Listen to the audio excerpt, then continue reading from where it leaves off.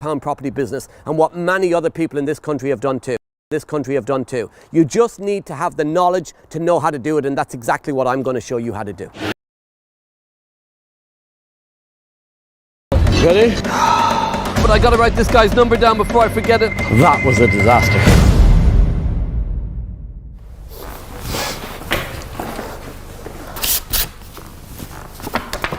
"24-hour no money down challenge." So what you're telling me is I've got to get a deal in the next 24 hours.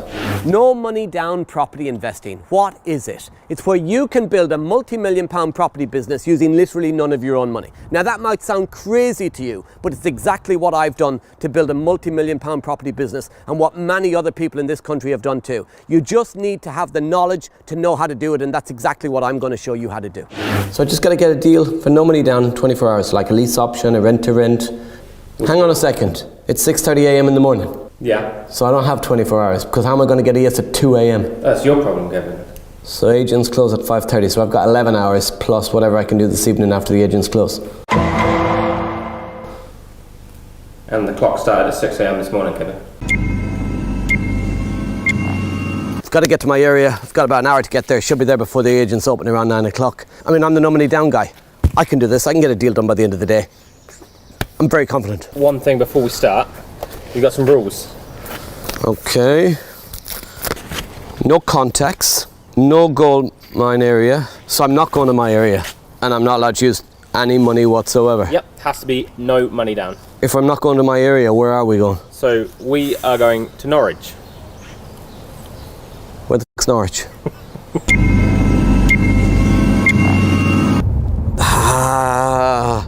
Putting together a plan, so I'm just taking down the phone numbers of all the estate agents, so I've got all their numbers to ring them.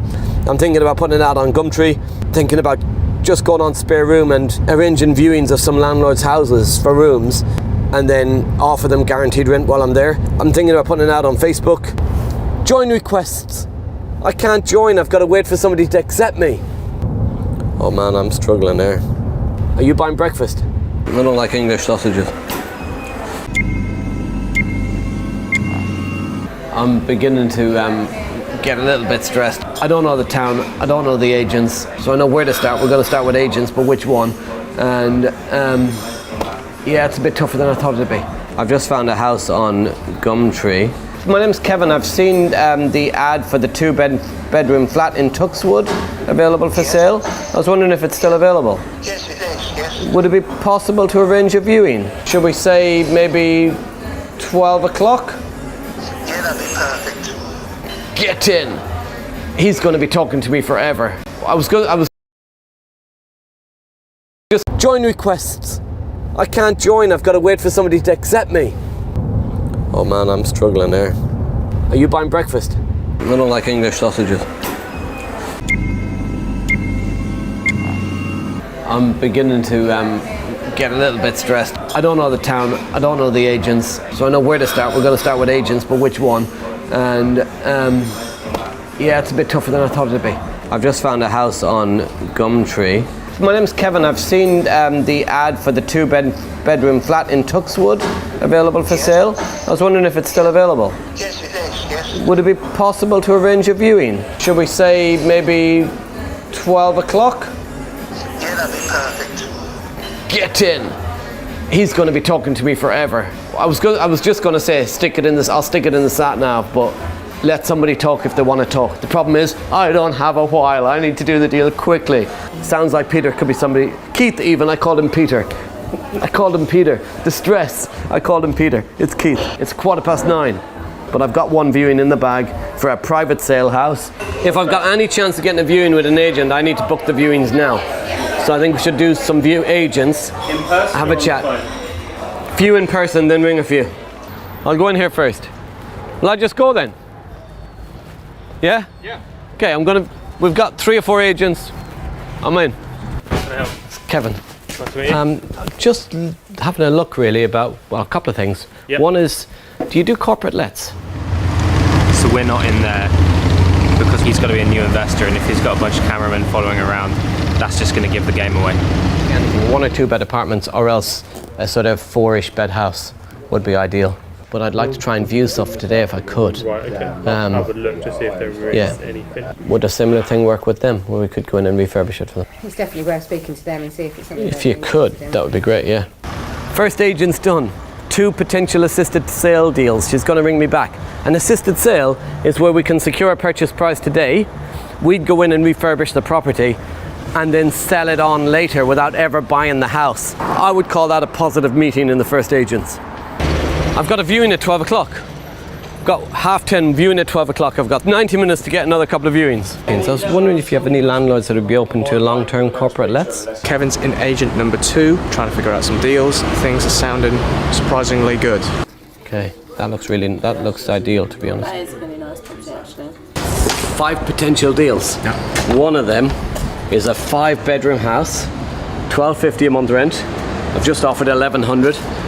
She seemed really positive, thought the landlord was very interested. I love the floor plan because it's got 5 bedrooms, but it's also got the potential of 2 extras. It's got 7. Really good opportunity, but there's also 4 others that she's just said to me the landlords are open to corporate lets on. She's speaking to the landlord right now. She's going to give me a call, let me know if it's done or not. She's happy with the offer. Let's see what happens. None of our landlords are going to be interested in that. Okay. I'll tell you that now. So, yeah, sorry.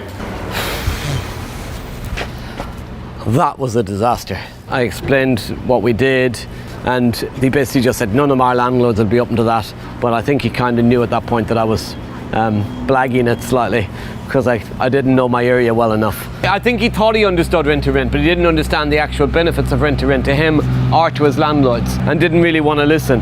Is that common? It can be. So I always say 1 in 10. You can't get every agent. We've been to a few. There's only one that said no so far, but it winds me up when they still say no. I'm not moving quick enough. It's 11 o'clock. I've only got the 1 viewing booked in, 1 offer in.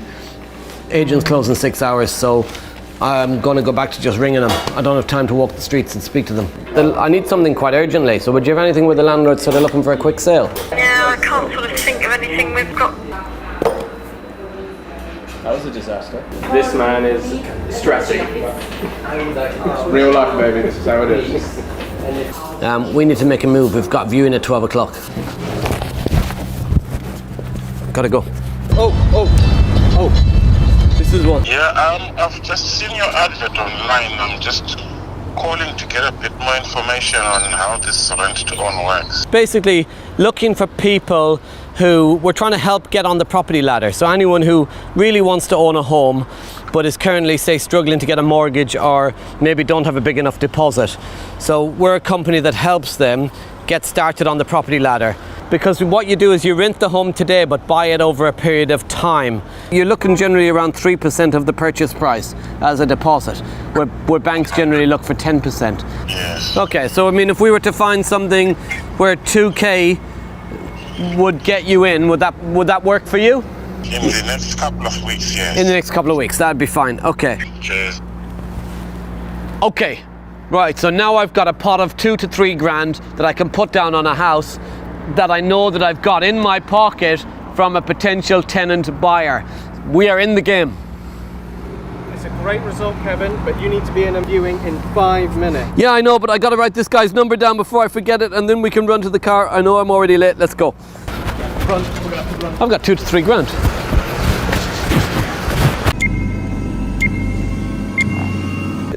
I'm meeting Keith. Not Peter. No, not Peter. I called him Peter, didn't I? Or is it Pete? Here we go. Hold on.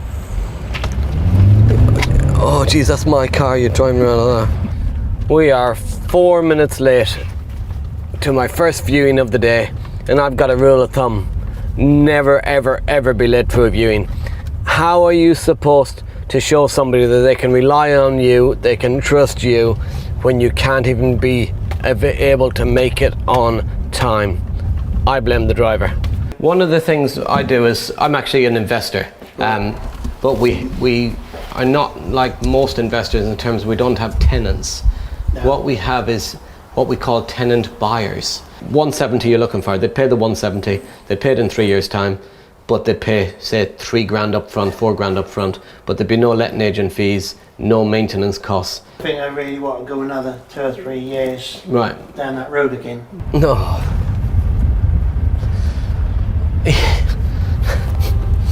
I had really good hopes for that. Here's the challenge, right? That didn't actually go that bad.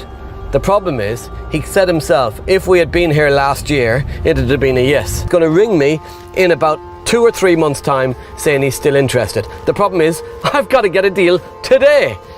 They've just shut my spare room account down for one message. Just based on the messages which you have sent, we would be unable to open your account up. So the fact that I've been with spare room for about 15 years and never did that wrong before is irrelevant. Yeah, it's sort of in Excellent. a case of, I mean, you could not do anything wrong and have a criminal record, but then you go and do something pretty bad, you would still be arrested type I know, thing. I didn't murder anybody, the but way I get works, it. Unfortunately. Yeah. Kevin, how confident out of 10 do you feel you can get a deal done? -1.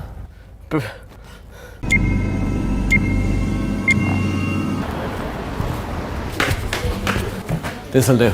Nobody's getting back to me. I've got loads of positive replies, but nobody's actually getting back to me with a deal. Not feeling confident right now. Would you have any landlords or homeowners that may be open to agreeing a purchase price on their house, but letting somebody rent it initially and then buy later? No, we haven't really got any properties like that at the moment. Yeah, it's just not something that we do, unfortunately. I doubt it. What is the most stressed you've ever been in your life? Yeah. Do I need to view to make an offer on it, or would you? Yes, you do need to view. Would the landlord be willing to take a yes subject to viewing? I mean, no, we literally have to have someone view, unfortunately. Right. I'm wondering if you've got any landlords that may be open to a long-term corporate let. Yeah, I mean, there's not a great deal that wouldn't be, to be honest. It's full guaranteed for normal rentals. Absolutely. Yeah, the landlord would be definitely open to a long-term let. No problem whatsoever. Oh no, sorry, you have to view. We can't take any offers without a viewing, and we can't let you view till Friday. It's Monday, and I've got till 5 o'clock, not till Friday. It's like up, down, up, down. Is there any possibility of having anything where I could actually view today? Unfortunately not. The biggest challenge isn't finding a tenant buyer. The biggest challenge isn't finding a tenant. The biggest challenge isn't even finding a house. The biggest challenge is you've given me a day. Need the phone to ring on some of these that we offered on. Missed a call. Right, give me a second. Ring back. Hi, I just got a missed call. Oh yes, is that Kevin? Yes, speaking. Hi, got 30 apartments coming on this week. We're just getting the photographer over this week. 13 apartments. Yes. Right. That sounds really good, to be honest. Generally what we do is we look after all of the maintenance and the management. So you would be signing a contract and you would pay the rent directly to us? Yes, yeah. It's something that we would potentially be open to working on. Yeah, exactly. So Brilliant. Shall I give you my email address? Yes, please. Yeah, that's great. Get in! 4:48 in the evening, towards the end of the day, and finally got a yes. 13 apartments directly from the developer. The developer is open to corporate lets. The agent's open to corporate lets. She just wants me to send the contract through. She's happy to review the contract. And I've got something else. Hang on. It's a verification call about a minor car accident that you had in the past. I hope you remember that. I know. Thank you for calling. That was really quick. The accident was only about 20 minutes ago. We got more. They're coming through now. So where are we going right now, Kev? We're going to view a property. Diane, who lives in this 3-bedroom property, is really open to selling her house, but where she can rent it initially and sell it over a period of time. I'm interested in the rent to own. I've got another tenant buyer. Give me a second. Let me ring him now. Hiya, I've just had your text about the interested in the rent to own program. Do you mind me asking what you do, Natasha, for a living? Yeah, I work in a shop and my partner catches chickens. Oh wow, okay. So like what we'd be looking at, say, is if we were looking at a sort of a 200 grand property, we'd be looking at sort of 6 grand.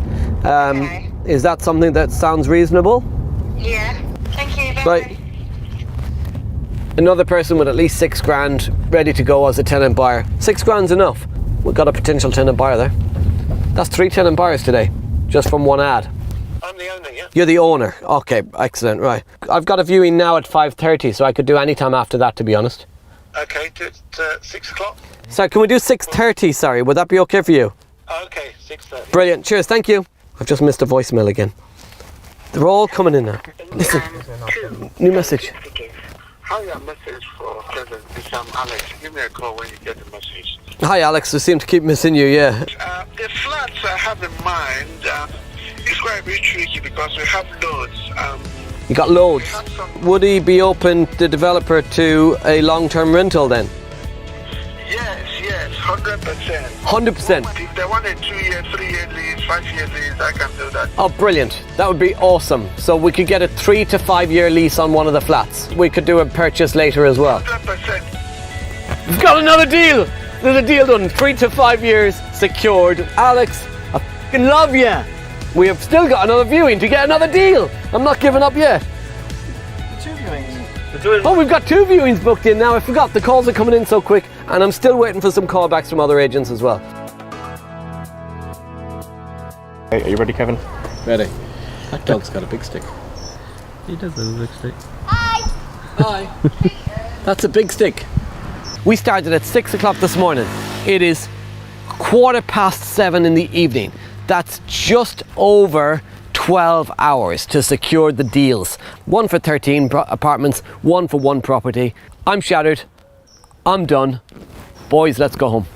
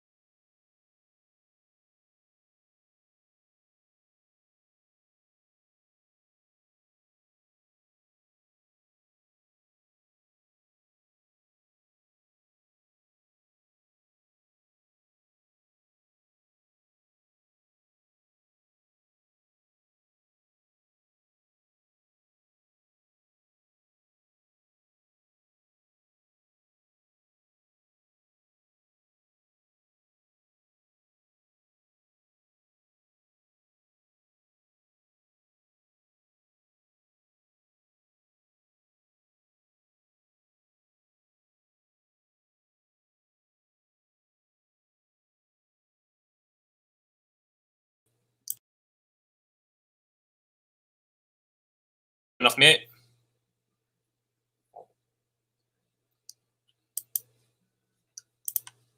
Good morning, everyone, and welcome to the Property Revolution Summit. My name is Kevin McDonald. I'm going to be your host for the day. We've got a really awesome day lined up for you. So we've got different speakers coming in throughout the day, and we're going to be hearing from David Siegler later on today. He's going to be sharing with you how you can make money from your desktop from home in this property market. And Kevin Panescas is going to be coming in. He's going to be sharing with you all about serviced accommodation. Now, what you can do right now in SA. We know a lot of people at the moment in serviced accommodation are struggling.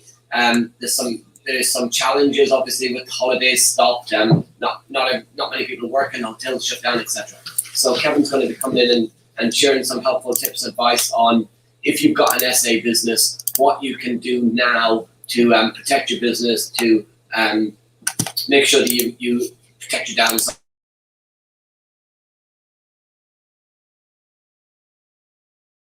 So he's going to come in sharing some of that stuff with you. And also we're going to have Paul Mahoney coming in talking about social media and how you can use social media now. And everybody's on there at the moment. It's a huge opportunity for that. Going to be sharing a lot of other stuff. So throughout the day, we're going to be offering some giveaways, some gifts and stuff for people. And Rob Moore and Mark Homer have recorded a message towards the end of the day they'll be sharing with you as well.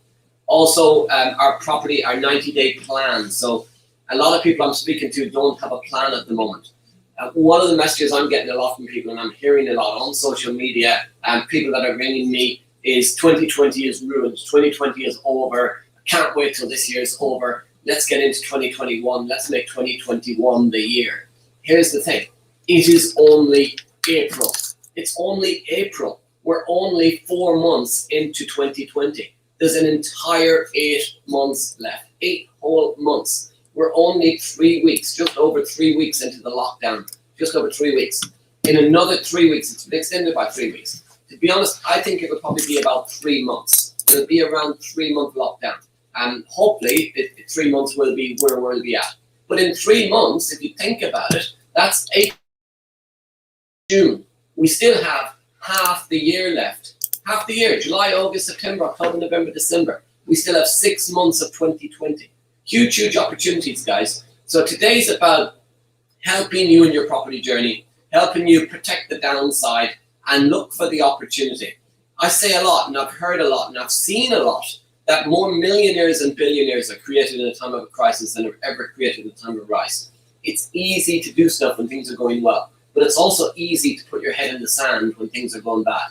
And this is about making sure that we don't have our head in the sand, making sure that we give you the support that you need on your journey, and we can get you through this period of time, not just in one piece, but stronger than when we entered it.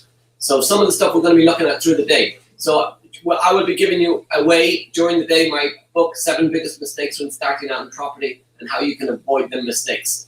Also, the progressive property viewing summary. So the progressive property viewing summary sheet. So all the information you need for doing a property viewing, everything you need to record, all the things you need to look at on a property viewing. So we will be giving that away to people during the day. Also, the 6 steps to create a property lead magnet.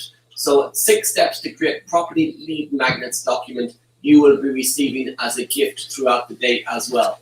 And towards the middle of the day, end of the day, in the afternoon, a 1-hour coronavirus survival with Rob Moore and Mark Homer. So Rob and Mark have recorded a 1-hour coronavirus survival guide. And we will be sharing that with you. Everybody, as a thank you for being online today, will get access to that as well. So there's some giveaways from us that you'll be receiving through the day. Also remember, one of the reasons we're running this, the main reason we're running this, is to raise money for the NHS. So a lot of people have donated already. We've raised over £8,000 now, which is phenomenal. The NHS are real heroes of the moment. Everybody knows that. Not just NHS, but all the key workers that are out there. Every single person that's on the front line, down to the porters in the NHS. But we know there's a shortage of things like PPE. We know that there's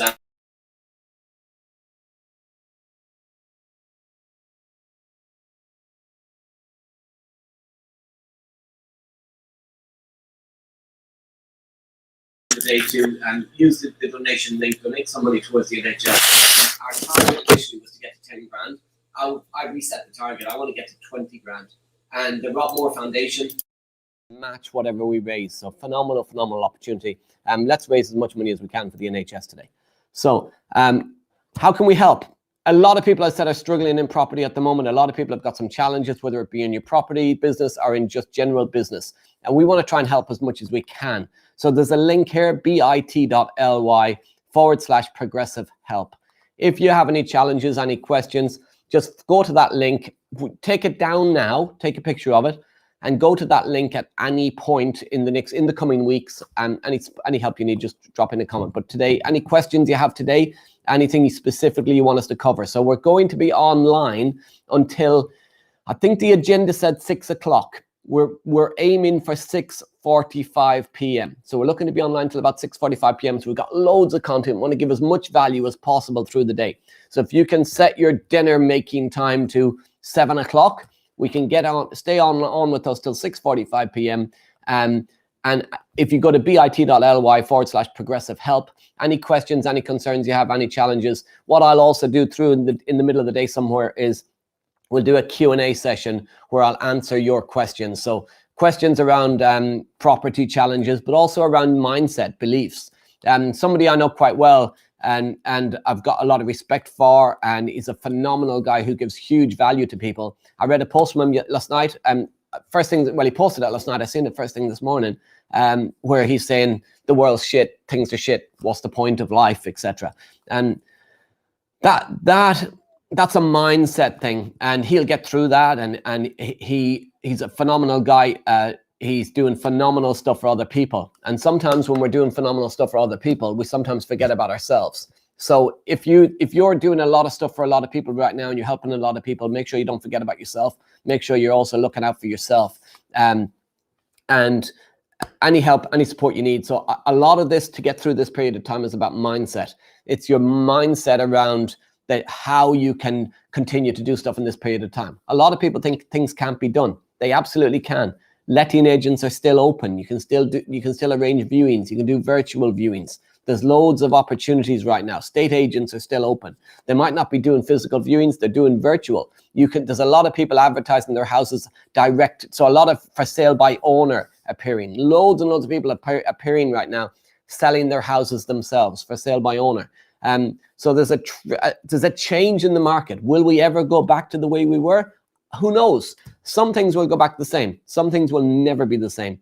And what today's about as well is helping us see the opportunity, identify the things that we can be doing right now to scale our business. I hear loads of people say things like certain strategies are gone, certain strategies don't work. The reality is that they still work, they're still there, they'll still be there at the end of this. And some strategies that are really bad right now are going to be really powerful in a few months' time.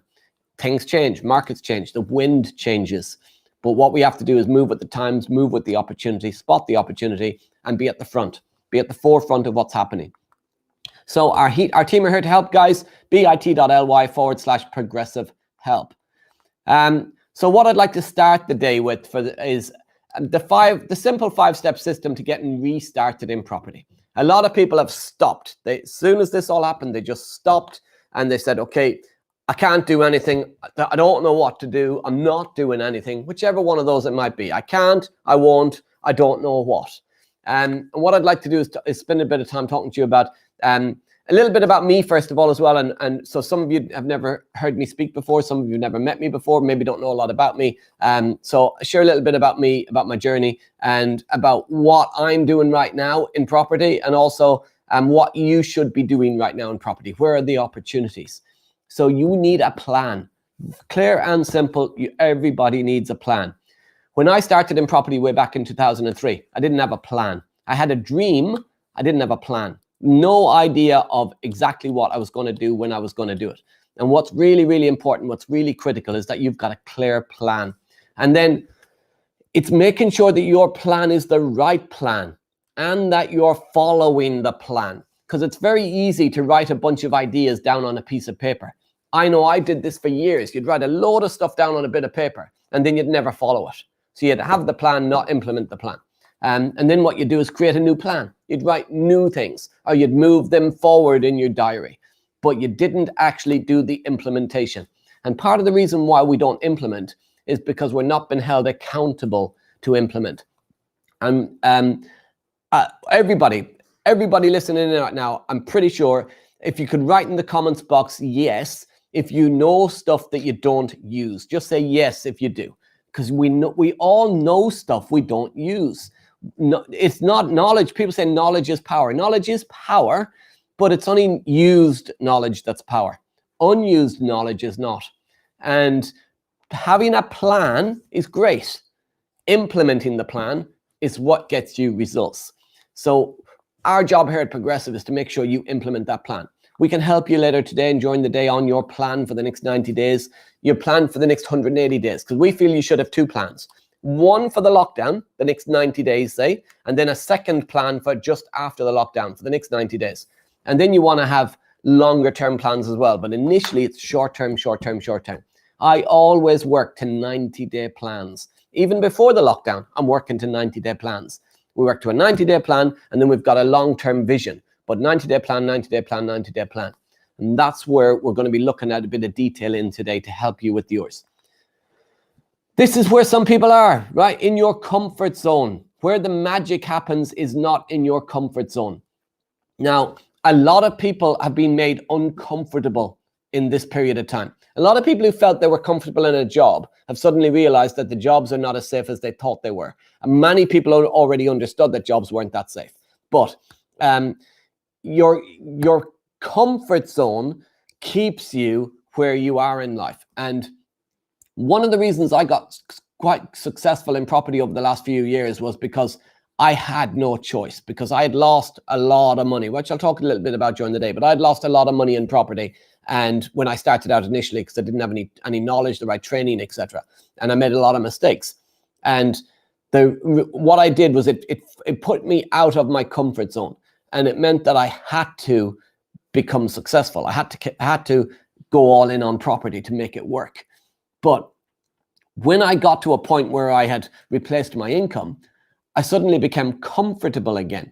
And what I needed at that point was to have people driving me on, pushing me on, moving me forward. And I get mentored now. I'm always mentored. I'm a mentor myself, but I'm also mentored by other people, because I feel that you should always be looking at somebody that's the next level, the next level, the next level. Don't stick with a mentor who's at a where you use a mentor that's just ahead of you to get to their level, and then you want to park them and get a mentor at a different level, a higher level. But always have somebody driving you, pushing you, shoving you, making sure you implement your plan, and get yourself out of your comfort zone. Now, out of your comfort zone isn't just financially. Financially, out of your comfort zone is one thing, but out of your comfort zone could be speaking to estate agents over the phone. You want to write down a list in your plan of maybe 7 things that you're going to do that will put you out of your comfort zone. Like picking up the phone to estate agents or letting agents, and ringing those business cards that you never rang before, and finding that, like, feeling in the pit of your stomach that you're not sure what to say. Get out of your comfort zone. You see, it is outside of your comfort zone that where the magic happens. There's a saying that he who asks the right question gets the answer. No, He who asks enough questions cannot avoid the answer. He who asks enough questions cannot avoid the answer. So make sure you're asking questions. Ask the team questions today. I'll try and get through as many as possible. Myself and the other speakers will try and get through whatever questions we have to help you where we can. But you need to get yourself uncomfortable to become comfortable. And a lot of people right now have been made uncomfortable. And here's what's going to happen. There's going to be more businesses formed during this period of time. People who had always thought about setting up a business are going to now be thinking about setting up that business. People who were always thinking a job is what I want to do for the rest of my life are now suddenly thinking, no, I don't want to do a job for the rest of my life. I see that I need to do other stuff. A lot of people are talking at the moment that property investors, property is dead, property investors, they're in real trouble, etc. The reality is that's not true. There's still the same number of people living in this country. There's still the same number of houses in this country. There's still people that need homes. There's still a shortfall of houses. We're still on a small island, right? We still have the same supply and demand issues. People still need to pay their rent. Homeowners, landlords still need to pay their mortgages. You can get a mortgage holiday for 3 months, but you still have to pay that money back. Tenants still have to pay their rent. If they can't make the payment today, they have to pay that money back later. So not paying it builds a debt. Here's what's critical. If you own one house, you may have a problem if your one tenant doesn't pay. If you've scaled your business and you've got enough property, there's safety in numbers. And I've been saying to people for a long time, it is about safety in numbers. Building a portfolio. You don't need to own the houses, you can control them. But you want to have enough property with enough tenants that if some of them don't pay, you're protected, that you've got enough income from the others to protect you. Now, there's 2.2 million landlords in the UK. 2.2 million landlords. And 98% of them own one house. 98%. Many of those people are going to be struggling right now financially because their tenant may not be able to pay their rent. The medium to larger landlords, those with say 10 plus properties, they're safer because they have got some tenants paying and a percentage not, but more paying than not. If you are stuck to one strategy, if you've always done one thing, then you've got a problem maybe because you put all your eggs in the one basket. Now, at Progressive, we teach 70, 20, 10. You have 70% is one thing, 20% is another, and 10 is the third. It's spreading the risk slightly. But if you've got all your eggs in one basket, you could be exposed if they're in the wrong basket. One of the most exposed strategies right now is serviced accommodation because of holidays not happening, etc. And that's why Kevin Paneskas has kindly agreed to come online today, do a live, and help anyone who has got that serviced accommodation business with what you can be doing now. Kevin's helped people already, some of his clients, some of his students, they're fully occupied with their SA units. They're fully occupied during this period of time with their SA units, and Kevin will share with you how that's happened through the day. This was me before Progressive, before property. I was working for Lang O'Rourke, a construction company, 60 plus hours a week. My job was as a quality manager. So I was on the road visiting construction sites, doing quality audits. So I would travel everywhere from the south of England up to Scotland, over to Northern Ireland, South Wales, literally anywhere there was a Lang O'Rourke construction site around the country. And I was doing audits of those sites, meaning that I was away. So if I went to Scotland, I'd book in 6 or 7 jobs in a week, and I would spend the whole week up in Scotland and then come home. So I'm away from home, I'm away from my family, I'm staying in hotels, and I'm driving 50,000 plus hours, for 50,000 plus miles a year. I tried property. I bought some property between 2003 and 2005, and I lost a lot of money. And then I did some training in 2007, having made the mistakes. But what I did was I put my head in the sand until 2013. Why? Because I did the training in 2007, and then the financial crash came in 2008, into 07, beginning of 08. And I decided I couldn't do anything. I stopped. And this is the key message here. The crash, I did the property without training. I lost money. I then did the training just before the crash. And people say I got lucky in property because I did it at the right time, etc. But everything I did at the start of my journey went wrong. And when that crash came in 08, I hadn't really got started properly in property. But what my mind said to me was, can't do it now. Got to stop now. No point doing it now. And I missed a golden opportunity. I missed one of the best opportunities in history to build a business. See, when I started in property in 2003 to 2005, Rob Moore and Mark Homer had not even met. They met around 2006. Now, when I was quitting my business, stopping in 2008 because of a financial crisis, they were scaling up theirs. They were buying 20 plus houses a year, and I was stopped. How were they doing 20 plus a year? Because they were using creative strategies. They were benefiting from a financial crisis where there was huge opportunity. And there is going to be huge opportunity in the coming months. There's huge opportunity right now, but the opportunity is going to get even better in the next 3 to 6 months as we go forward. I waited until 2013, 6 years of my life, 6 years of a lifetime. That's, if I only live to be 60, that's 10% of my life gone, right? 10% of my life just gone, wasted, waiting for something to change, waiting for the government to change, waiting for the laws to change, waiting for the banks to change, waiting for somebody to say, you can invest now. When the reality was, I should never have stopped. And I see the very same thing happening right now. I see people that have thinking about getting started in property. Maybe they did some training last year. Maybe they were thinking about doing training this year. Maybe they're They've started on their journey and they're just research in their area. And suddenly we get the coronavirus and they go, I've got to stop now. Can't do it now. Not possible now. The reality is you can. The reality is there's opportunities there. The reality is that actually there's probably never been a better time. There's probably never been a better time to grab opportunity, because there is going to be some phenomenal opportunities in the coming months. There is people struggling right now. A professional property investor solves other people's problems. Identify their problem, solve their problem. So this was what I used to buy before Progressive. That picture on the left with the old TV is an apartment in Turkey. I mean, I should have known. Look at the TV. It's like from the 60s, and I bought it in the 2000s. Right. The middle one is an apartment in Bulgaria, in Bansko, and then the one on the right-hand side of your whichever way you're looking, the land overlooking the lake, that is in Estonia. Turkey, Bulgaria, and Estonia. And that bit of land was a building plot overlooking that lake for a 2-bedroom apartment.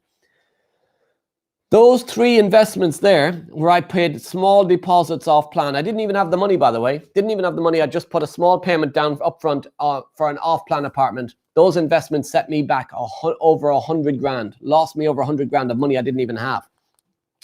2013, 11 years after my first venture into property investing, I gave it another go and I restarted on my journey. 11 years I waited from 2002 when I was getting interested, 2003, and then 2013 I got introduced to Progressive Property. I went to the Progressive Property Super Conference at Wembley Stadium, and then in 2014 I did my first trainings with Progressive to learn how to do property correctly. 11 years gone, a whole decade of my life gone, waiting. This is what I do now. As a result of that decision in 2013, 2014, I am now a full-time property investor, and I've got multiple different businesses. I've got lots of businesses. I've got my lettings business. So I've done so many property deals, rent-to-rent type property deals, that I've opened up my own lettings business to manage the portfolio. I'm a multiple business owner. I've got joint venture partners on different property businesses. And those are deals which I do no money down. So I use other people's money. A no money down strategy is none of your own money. So other people's money, we set up a company together. I find the property, manage the property, they put the funds in. I've become a multiple business owner through that strategy, and a multiple property owner. I'm a speaker and trainer now, so I teach other people about what to do in property, how to build their businesses. In 2014, I replaced my income. Less than 12 months after walking in the door of Progressive Property, I had replaced my income. 11 years of trying, and within less than 12 months, I replaced my income. Over 50% of my portfolio is built using JV partner money, so JV finance funds. And my first JV partner to give me funds for a deal, I found them at Progressive. I met them at Progressive. Now, we're in a lockdown. You can't physically come to Progressive and meet them at Progressive, but you can meet them in the Progressive Property Facebook community. There's 28,000 people in there. You can meet them online. Many people meet their property investment partners online, and you need to be online now more than ever. Be on there speaking, talking, sharing, ringing all those 4 old business cards you've got. Be online. I've raised over £4 million in JV finance. I've set up my own lettings business, as I said, to manage the portfolio. What is in the portfolio? One of the reasons I'm strong now in this period of time, one of the reasons that I'm going to come through this stronger than when we entered it, is for a simple reason. I've spread my risk, and I've done no money down investing. We've got cash in the bank to protect us on the downside. I see people starting in property, and they put all of their money into their first couple of houses. They put all their funds in, 1 or 2 deals done, and then they've got no money in the bank, and 2 boilers break at once, and they've got no money to fix the boiler. If you do not have a plan to get house number 6, 10, 22, 36, what is the point in buying house number 1 and number 2? Because you're going to run out of money. You need to have a better plan. So I use creative strategies. It has allowed me to have over 200 rooms. We've got single lets, we've got flats, we've got houses, we've got bits of land, we've got commercial conversions. So with not just rooms, also single lets, also a spread risk portfolio, commercial buildings, etc. So I've spread the risk across different strategies, meaning in this period of time, if some tenants don't pay, and we've got some tenants not paying, but I'm protected. So at the moment in our portfolio, we've got 7 properties that are empty. So 7 properties that are either going through a refurbishment, or the tenants have left in the virus. So a couple of Eastern European families, they left their properties, they went off to Eastern Europe, and we got the houses back. Now that sounds like a lot of property to be empty, but in the portfolio, it's a small percentage. We've also got about 12 rooms empty. Now, had I only got a couple of properties or a few properties, that would be a problem. The fact that we've scaled our business quickly, that's not that big a problem. It's not an issue. We're still making a profit every month with what's coming in. Now, when I say 12 rooms empty, they're either empty or the tenants are not paying the rent. Because a lot of people online are saying, no tenants are paying rent. Well, the reality is they are. They have to. They're still legally bound to. If they don't, they owe the money back. They are paying the rent. What we haven't done, and I've seen a lot of people give some, what I would consider not the best advice at the start of this challenging period of time, is some people went online saying, this is what we're doing. Immediately when there was talk of a lockdown, they said, we've contacted all of our tenants to tell them if there's any problems, if they're having any problems, we're going to help them where we can. Immediately you're putting your arms up, flagging, waving, going, Mr. Tenant, Miss Tenant, if you want an excuse to not pay, take it. You've highlighted to them that you're going to try and help them where they can. And then immediately you get a load of tenants saying, oh, I can't pay, I can't pay, I can't pay. This is what we did.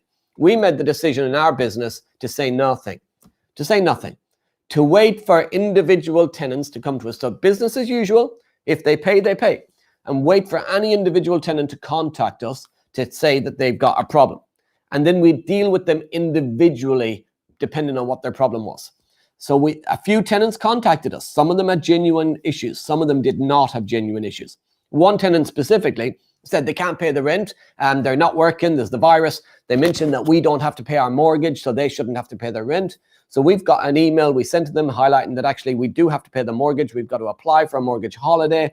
We've got to have a business case to get the holiday. You need to give us a proof that you cannot pay the rent, so we can use that proof to show the bank that we can't pay the mortgage. 5 minutes later, the money for the rent landed in the bank account. 5 minutes after us sending them the email, they read the email and sent us the rent. Some people will try and take advantage. That's what happens. So this has got to be a business decision. We want to help people where we can. And that's why today we're looking to help the NHS. We want to help people where we can, but at the same time, you have got to help yourself. You've got to treat it as a business and make sure that people don't take advantage of you in this business. So we help the tenants we need to help. We do payment options with them. We help them where we can. Some tenants, we do a reduced rent so long as they make the payment every month. And that's very few, but business as usual. This is what it's allowed me to do, building my business. It allows me to spend more time with my family. I work from home. So this is the bottom picture. There's me and my wife. I gave my wife a dream wedding. Never imagined I could do that when I was living in a room in a shared house in 2014. Living in a room in a shared house. No idea how I was going to get myself out of debt. And property is what did that for me. I now get to work with my home. I get to work with my kids.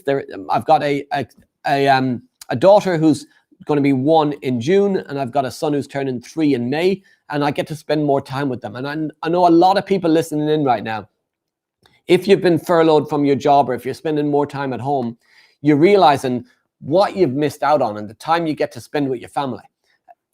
Property can allow you, use this spare time. A lot of people have been saying to me for 2, 3 years, 5 years, that I wish I had more time. I wish I had the time to implement what I've learned. I wish I had time to double down on my education, to learn more stuff. Well, here's the thing. If you are not working now through this period of time, if you've been furloughed, if you've got free time, you have the time. You've got the time to do this now. There's 3 things that you need to be successful in property. You need money, knowledge, and time. You have the time. You can gain the knowledge during that time, and you can use other people's money. Right, so very few people have got all 3 of these. People with money don't have the time, right? They may not even have the knowledge. People with the knowledge might not have the money. You do not need all 3. You've got one of them now, the time, and use it to gain the knowledge. Use it to learn, use it to gain the knowledge, and then you've got 2 of the 3. Now all you need to do is find the money. Now you will gain the knowledge to learn how to find the money. Build your business through this period of time. Don't wait for this period to end. Don't waste 6 years like I did between 2007 and 2013. Use the time. Set up your business now. Use this time to set it up.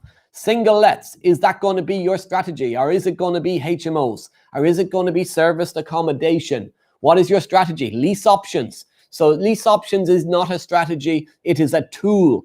You can use lease options to secure single lets, lease options to secure HMOs, lease options to secure serviced accommodation.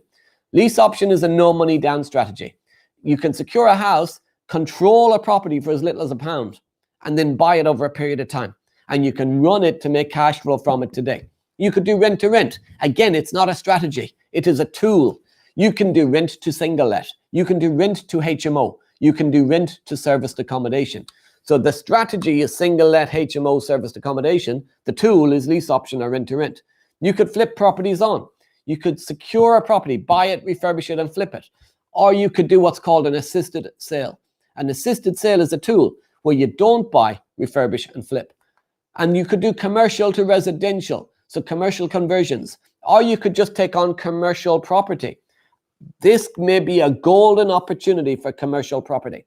There is a lot of businesses right now who are shut. There's a lot of businesses that are shut that will never open their doors again. The high streets were being hammered the last 10 years because of companies like Amazon. Those that survived have just had a hammer blow. The high street will never be the same again. It'll never be the same again. So many people have gone to online shopping that will never return to high street shopping. But here's what's happening. I'm going to share with you later today why there's a huge opportunity to do rent to commercial and run serviced offices. So you want to stay with me because I'll be sharing about serviced offices during the day. Because all those people staying at home thinking about setting up their own businesses, they're going to need somewhere to run the business from.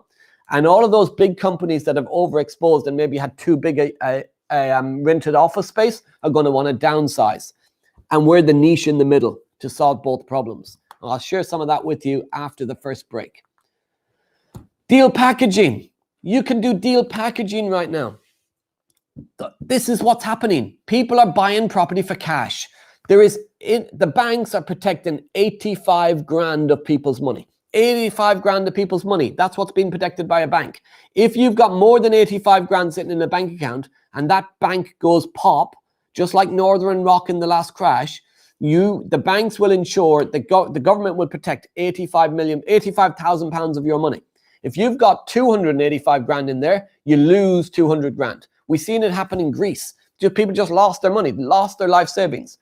Wealthy people with a lot of money in the bank, they've got two choices right now.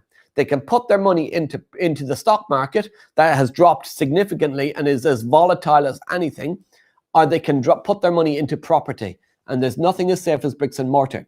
So you could use this time to do desktop deal packaging, to source a deal online and sell it to a cash-rich investor. You can use the time right now to secure rent-to-rent deals, commercial buildings, and do rent-to-rent on them. But people think rent-to-rent is guaranteed rent. Rent-to-rent does not have to be guaranteed rent. You could do profit share. So later on today, I'm going to talk to you about profit share and how you can do a split of profits with the landlord, where you get 50% of the upside, but zero on the downside, none of the downside. Guys, just give us a comment if you're liking this. Give us a comment if you've got any questions, and I'll get through questions through the day as well. This is what I buy now, this type of building here. So this here looks like an old, horrible, rundown pub, and it looks like there's not much room behind. If you can see the little fence at the back of the property, and then there's like a garage of a house behind it. Now, I was driving by this for months and months and months and never looked at it because I thought it's a small little property. And then an agent told me I needed to go, that it wasn't as small as it looked. And they showed me the floor plan. This is the floor plan. You see, if you look at the back of the ground floor, and I'll go back one, that timber fence is not the back wall of the property. That timber fence is separating the driveway from the barbecue area. And that new brick building at the back is part of the actual property. So we took this property and we converted it into an 8-bed HMO. An 8-bed HMO with 3 en-suites and 2 shared bathrooms. So 5 bathroom units in total over the 8 bedrooms. This property brings in massive, massive cash flow every month. And it was something that I was walking past and thinking it wasn't a deal. See, what I do not do is do not buy below market value. I don't believe in below market value so much. People that I hear talk about below market value are kind of people that have never really done enough property deals to understand there's no such thing. Because If you buy a 100 grand property and you pay 75 grand for it, you could say that's 25%, 25 grand below market value or 25% below market value. The reality is if you pay 75 grand for it and you do nothing to that property, no refurb, you've just bought a 75 grand house and it's worth 75 grand. A house is worth what somebody is willing to pay for it. So what we do is we do below potential future added value. Where is the value? The hidden value within the building. And the hidden value was converting an old rundown 3-bedroom pub into an 8-bed all-ensuite HMO. That deal, we got all of our money out plus a little bit, and it cash flows over 1,200 quid a month. We bought this. This here has got a for sale sign on that little building, the little cottage. Now, driving past it, you might think the little cottage is for sale. The reality is the big 3-story building to the right of it is also part of the sale. So you've got the entire 2 buildings, the 2-story cottage and the 3-story building next to it. And on the 3-story building, it looks like there's no windows on the 3rd floor. But what's actually happened is those windows were rendered over probably 50 odd years ago. And on the inside, you still have the window. So for planning permission, all we have to do is remove the render because you've got the windows already in place. So that's a 3-story building. This used to be an old bowling club, so the grounds of an old bowling club and the bar area. We've converted this into a 12-bed, all-ensuite HMO. Added massive value, massive value. So it's looking for the opportunity, seeing what other people are not seeing out in your towns, out in your streets. And estate agents need you right now. They are struggling right now, more than they've ever struggled before. They need sales happening. They need you to be on the phones. They will be open to anything right now. They'll be open to rent-to-rents. They'll be open to lease options. They're open to assisted sales, EDCs, exchange and late completions. They're open to all of these type of strategies right now. They're open to taking a property off the market so you as a deal packager can sell it to another investor. They're open to anything because there's very few people looking, because most people have got the mindset that they have to stop now. And it is the disruptive investor, the contrarian investor that's out there taking action. We're out there every day. I'm going to my office every morning working, just like I have before the shutdown, because my office is at home, but I'm sitting in front of my computer. But I'm going to work just like I always did. It's the mindset thing. We bought this, a block of 6 apartments, so 6 flats in an old brewery building. We've converted into 6 flats, and we've got planning permission for 2 additional flats on the top floor. Buildings, this building here had a bedroom, sitting room, and a separate kitchen and a separate bathroom. Now, a kitchen, a bathroom, and a bedroom, sitting room is a bit strange. So what we did was we seen the opportunity, and we can move the kitchen and the bedroom. So we've got a bathroom, a bedroom, and a kitchen diner. We just took the building out of the 1970s and into the 2020s, and it's added value. Rents out and brings in about £1,400 a month profit. So good opportunities, good deals, but we're looking for the opportunity within the deal.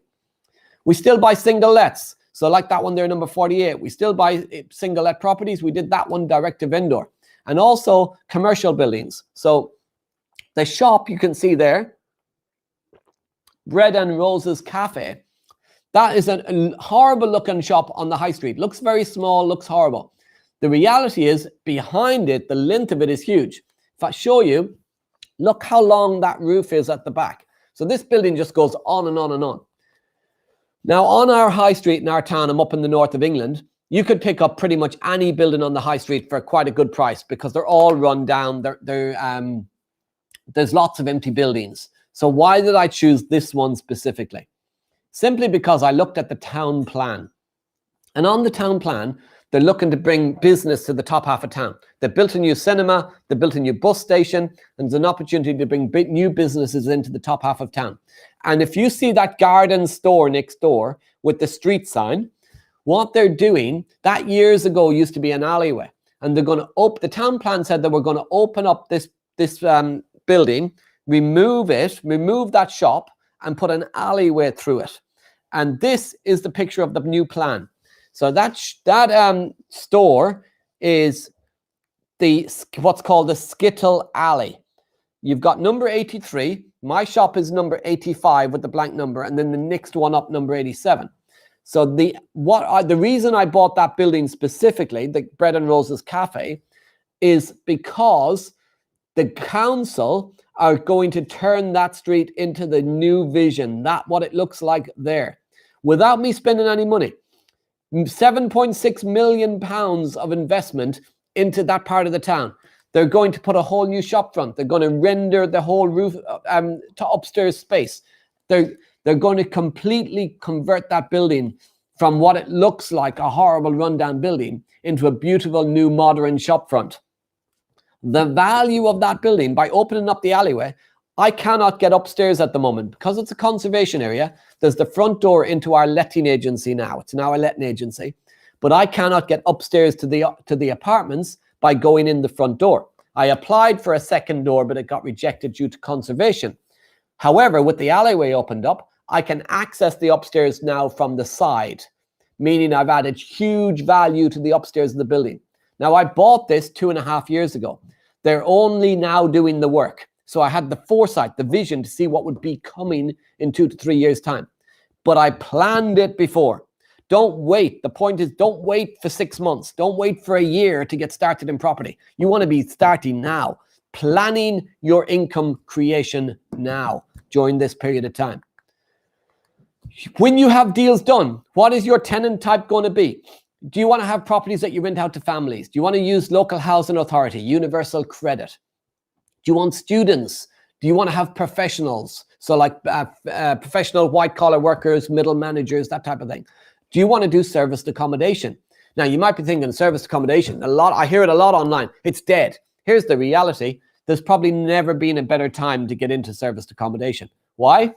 Because when we get through the lockdown, when things come back to normal, a lot of people are going to want to get away on holiday. But here's the thing. They're not going to want to go abroad. A lot less people are going to go abroad to holiday. What they're going to do is they're going to holiday at home. They're going to holiday at home. They're going to want to move into serviced accommodation. You could do rent to SA. You could rent units and run them as serviced accommodation. Huge. You could profit share on them. Huge opportunity right now for serviced accommodation, because when this lockdown ends, there's going to be a massive, massive boom in this marketplace. A lot of people that companies that used to rent hotels, rent rooms in hotels, they're not going to want to stay in big hotels. They're going to want to move into safer serviced accommodation units, especially if we have to live with the virus until we have the solution till it's completely gone. There's going to be a period of time where people are going to have to live with it when they're in the lockdown, and we're going to have to go out to work and live through the remaining part of the virus. That's going to happen. So serviced accommodation units are going to be very, very important then. Huge, huge opportunity. Those that are struggling right now, those that are trying to get rid of them right now, you have a huge opportunity to snap them up. Guaranteed rent them, snap them up. Profit share them, snap them up. Well, or do you don't want tenants at all? What about buy to sell? Or don't buy to sell. So secure assisted sales, secure a property and refurbish it and then sell it. Deal sourcing or deal packaging, desktop deal packaging. Get it in place now. Tenant buyers.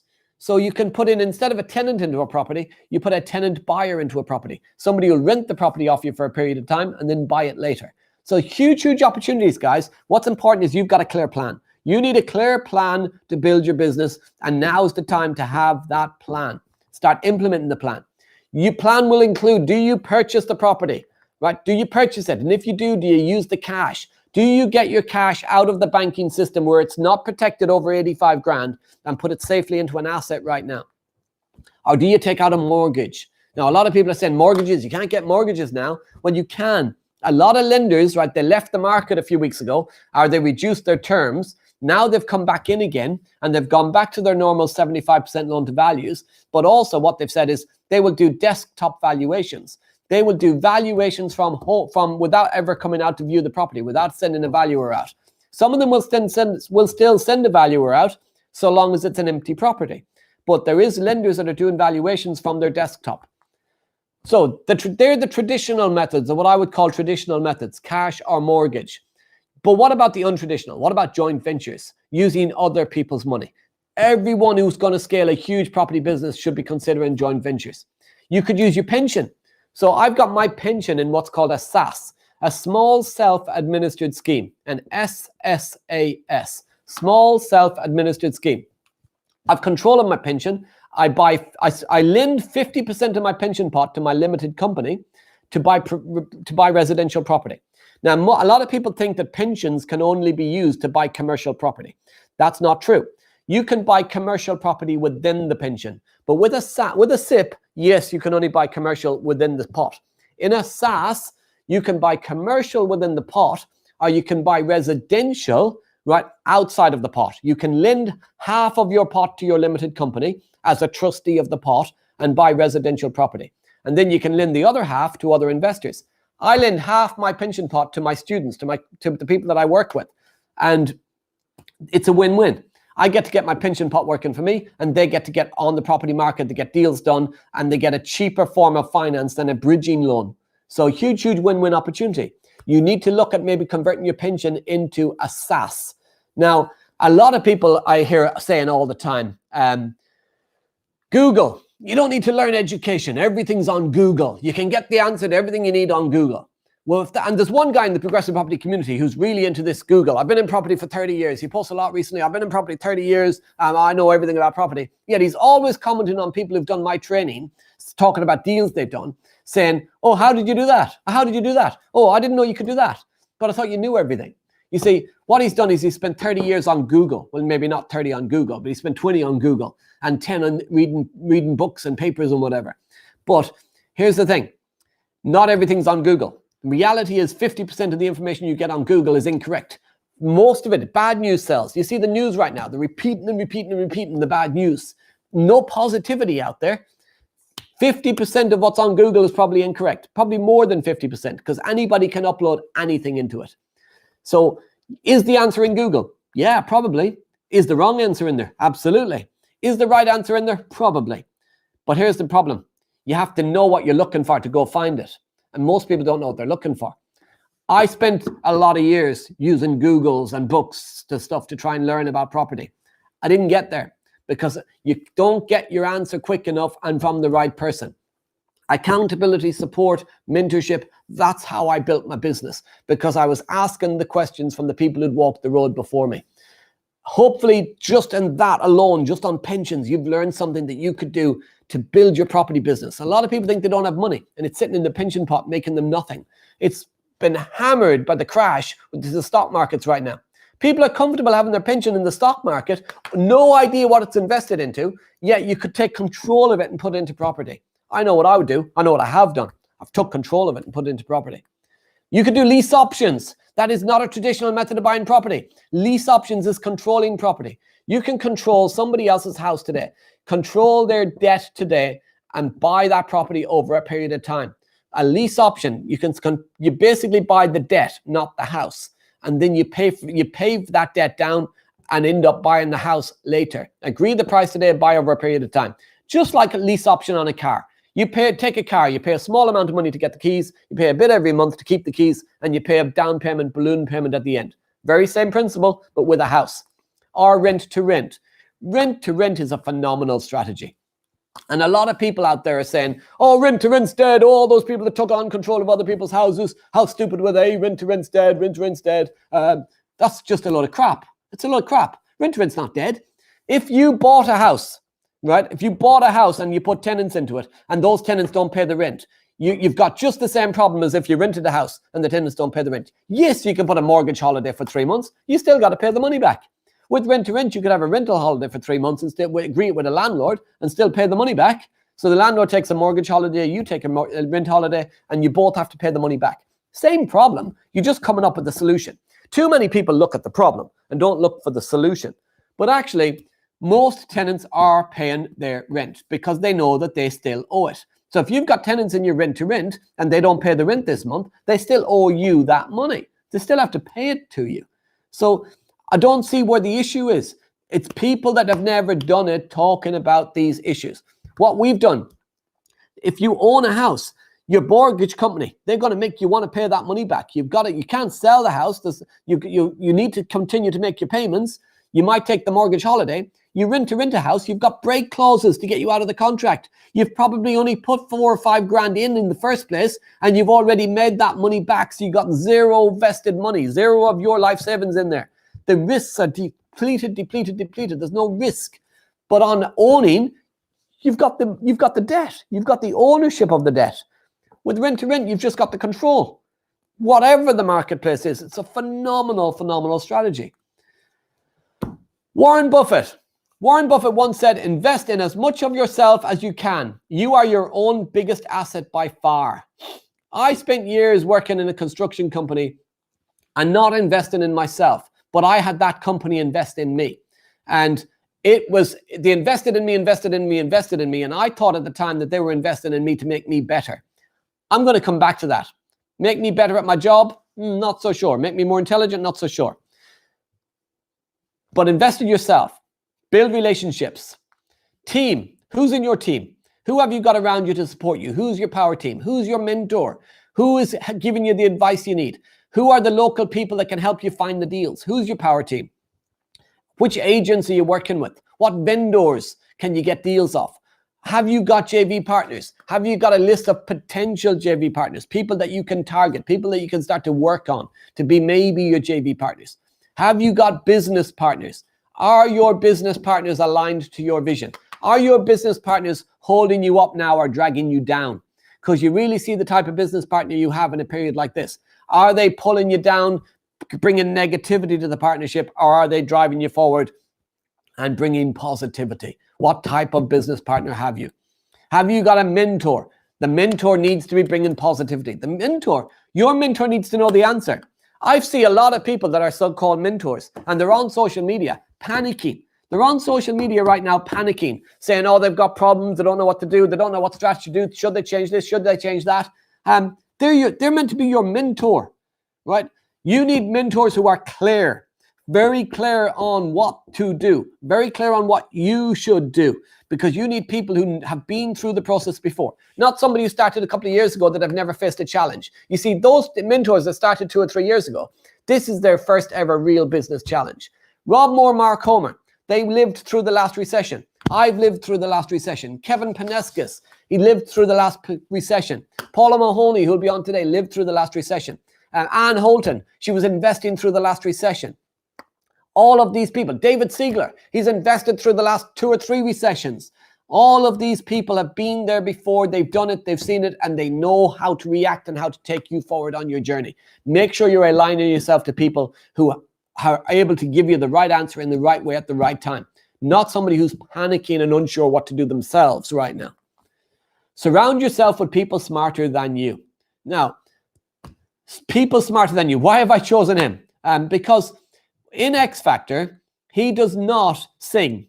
He does not even judge that much. He judges the song. He doesn't coach or support. He surrounds himself with people smarter than him. He's got a voice coach.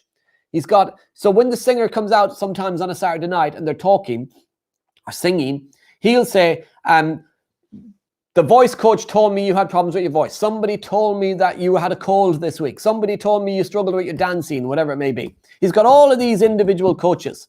And here you see at Progressive, we've got Kevin Paneskis in SA. We've got Ann Holton on Singlet. We've got David Siegler in deal packaging. We've got me with all the tools, the no money down, the assisted sales, the rent to rent, the lease options. We've got the team. And Rob Moore, Mark Homer, right? Rob, that is the front of house Progressive. Mark Homer is probably the smartest man I've ever met in property. Phenomenal knowledge. Rob Moore, building businesses, online branding, scaling your business, being disruptive. I know nobody with as much knowledge as that man.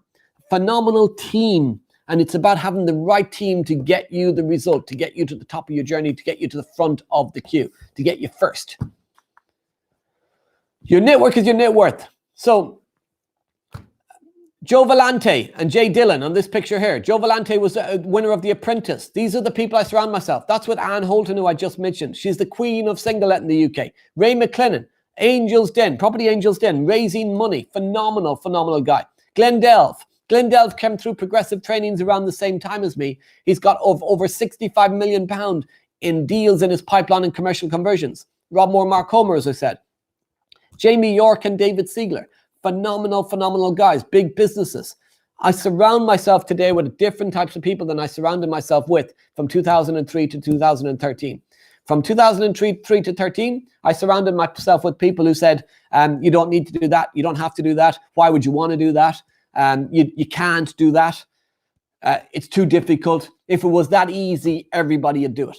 Today, I surround myself with people who tell me I'm not thinking big enough, I can do it, that what's my plan, what's my goals, how am I changing my goals, how am I improving my goals.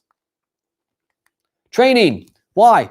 Training. Leverage other people's experience. Leverage other mistakes so you get it right the first time. You don't have to do it alone, guys. It is actually very difficult to try and do it alone. You want to try and do it with the support and help of other people.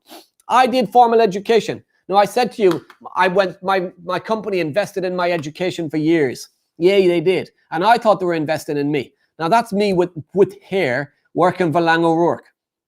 And Bison Precast was a Lang O'Rourke company. They got lots of companies.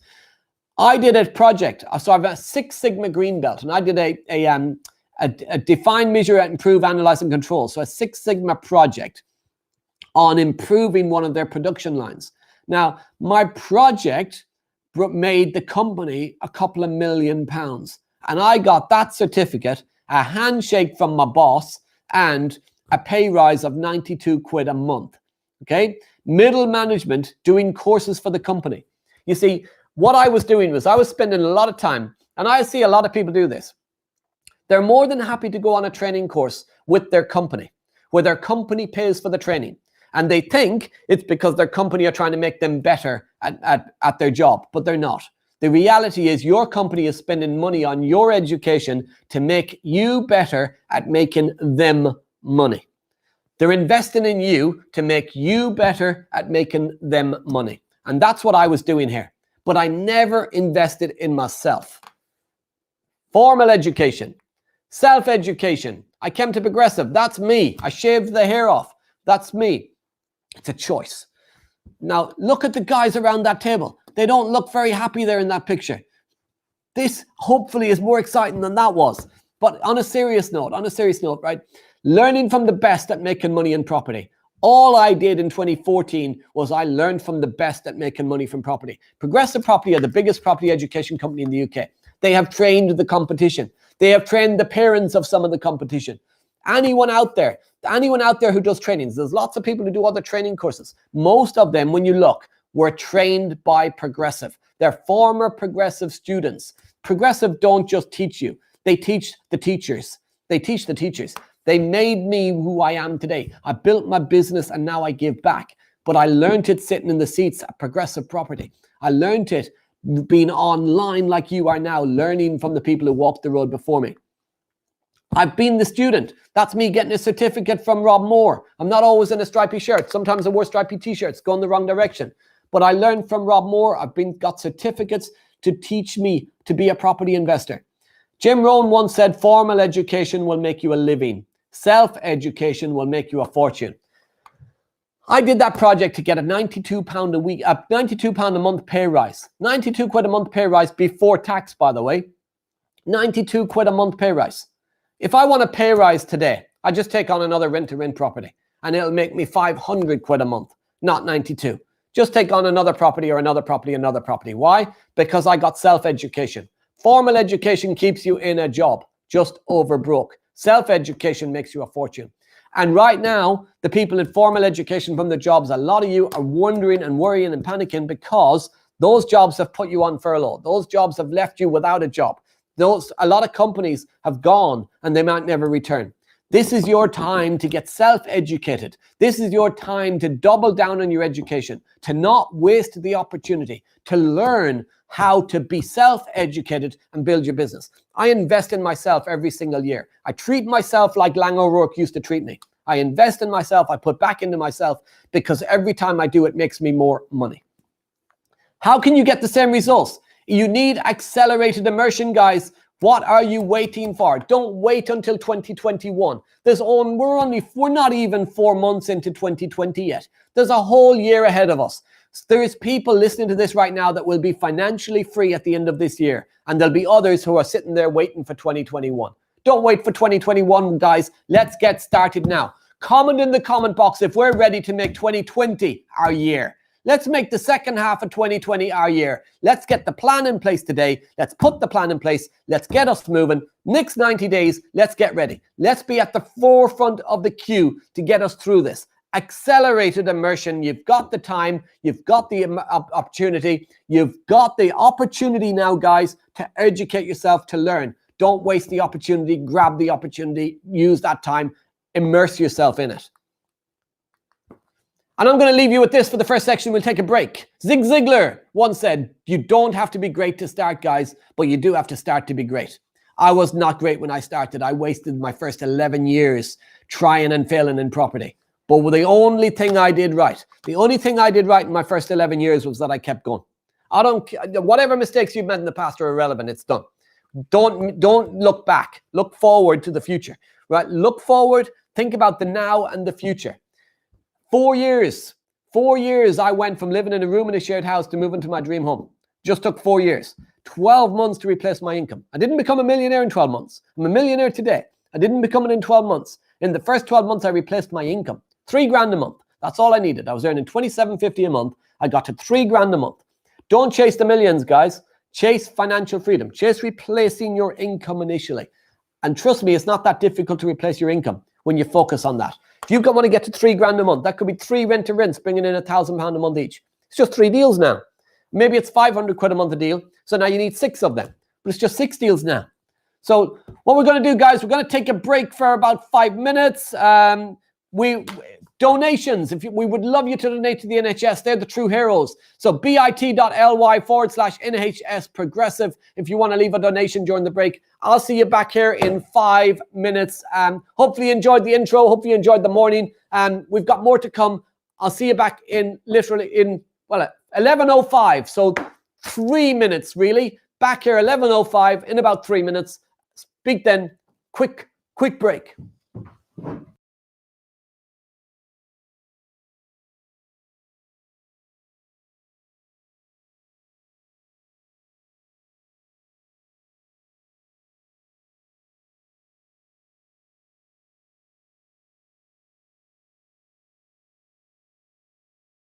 Today marks a somber day in the impact of this disease, as we join the list of countries who have seen more than 10,000 deaths related to coronavirus. The fact that over 10,000 people have now lost their lives to this invisible killer demonstrates just how serious coronavirus is and why the national effort that everyone is engaged in is so important.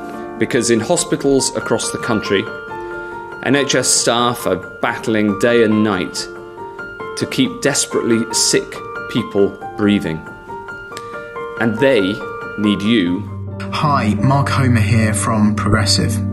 Now, as you know, we're in the middle of a global pandemic. Over 10,000 people have lost their lives in the United Kingdom, and that number is rising on a daily basis. I also want to say a huge thank you because we're raising really good money for the NHS, in particular PPE, which is where we're intending to share this money. What a great thing we're doing together. You literally will save lives. That's an amazing thing. Now, the medics, the nurses, the doctors, they need our support. Most of them are working beyond capacity.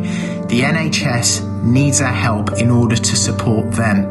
We're looking for you to donate money to the NHS. Now, over the years, with your support, we've managed to raise many hundreds of thousands of pounds for a wide range of charities, and we want to do the same for the NHS now. I was doing a live stream and wanted to work out a way to do a charity raise, maybe on my Stars programme, because we're pretty good at that over the years. We've raised quite a lot of money with the community's help that Mark and I have matched from time to time for cancer research, Sue Ryder, etc. Nothing speaks Britishness more than the NHS. It's there for us from cradle to grave.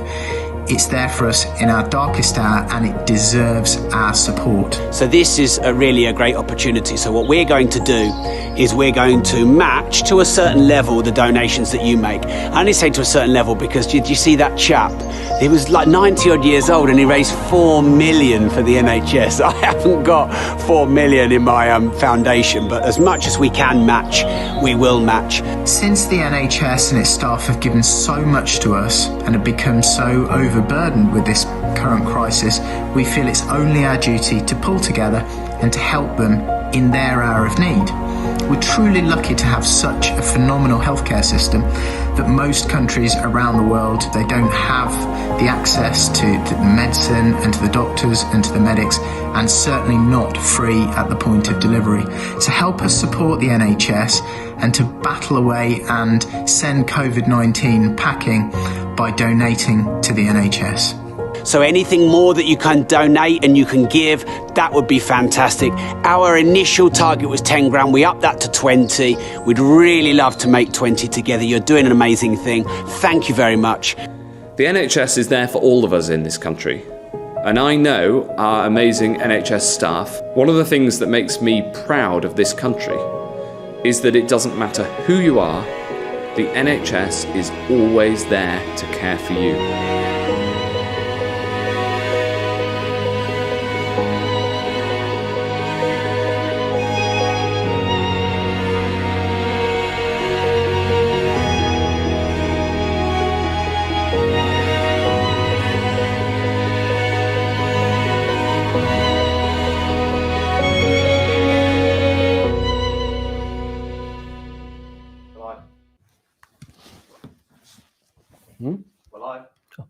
Hi everyone, welcome back. Nick, what we're going to do in the next section is talk to you about a strategy that can really help you in the next period of time, and how to do the strategy slightly differently to maybe how you've been doing it before. And that strategy is rent to rent. I want to talk about, for some people that have got rent to rent, what you can do now to help you and protect you in it, what you can do to if you've got ones that aren't quite full, etc., but also then looking at rent to rent and what you can do differently. Where's the opportunities that are coming in the next few months to do rent to rent in another way, and to protect yourself on rent to rent and to scale your rent to rent business. And for some people listening, you've probably not done any rent to rent yet. And maybe you don't know a lot about it. So I'll share a little bit about what rent to rent's about as well. So you do know a bit about me already. So I am Irish. You probably figured that bit out. I moved to the UK in 2002. Said I bought my first property in 2000. I got interested in 2003. Bought 2004 and 5. Made mistakes. 2007 I did some training. Didn't really use it, and then got back into property 2013. What did I learn through all of that? I learned that if you think education is expensive, you should try ignorance. Because I was completely ignorant to education. I thought that you go away, buy a property, and put money into it, save up a deposit, etc. It's not the brightest thing to do. It's not hugely smart. What's smart is about making massive money from property at zero cost to you.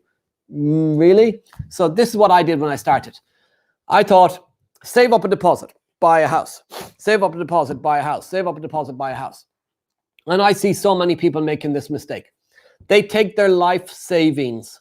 They take their life savings and they put it into property. And then they spend the rest of their life trying to get back out what they started with. What is the point of putting your life savings into something and spending the rest of your life trying to get back what you started with? So it's the definition of insanity in my head. The whole point of property investing is to get the property to make you money, not for you to put your money in. It's to get money out. And that's what rent to rent is about. It's about controlling other people's property. And you can do that at zero cost to you. And I'll show you in this session how you can do that. But people may have heard of rent to rent. There's typically three types of people that they've heard of it and they went, rent to rent, not for me. Not for me. And hang with us, guys, because if you are there thinking this is not for me, you want to listen to this session, because I'm going to challenge you on that. They think rent to rent's not for me, it's too management intensive. Well, here's the thing. Whether you own a house or rent a house, let's say you own a 5-bed house and you rent it out by the room. You got 5 tenants in a house. If you rent a 5-bed house and you rent it out by the room, you got 5 tenants in a house. Now, whether you own the house or rent the house, same management, same amount of management for both properties, same management. So the thing is, it's not management intensive. It's the systems that you have in place to manage the properties. The difference, by the way, is if you buy the house, you probably, number one, don't have the money to buy the house in the first place, so you never get the first one.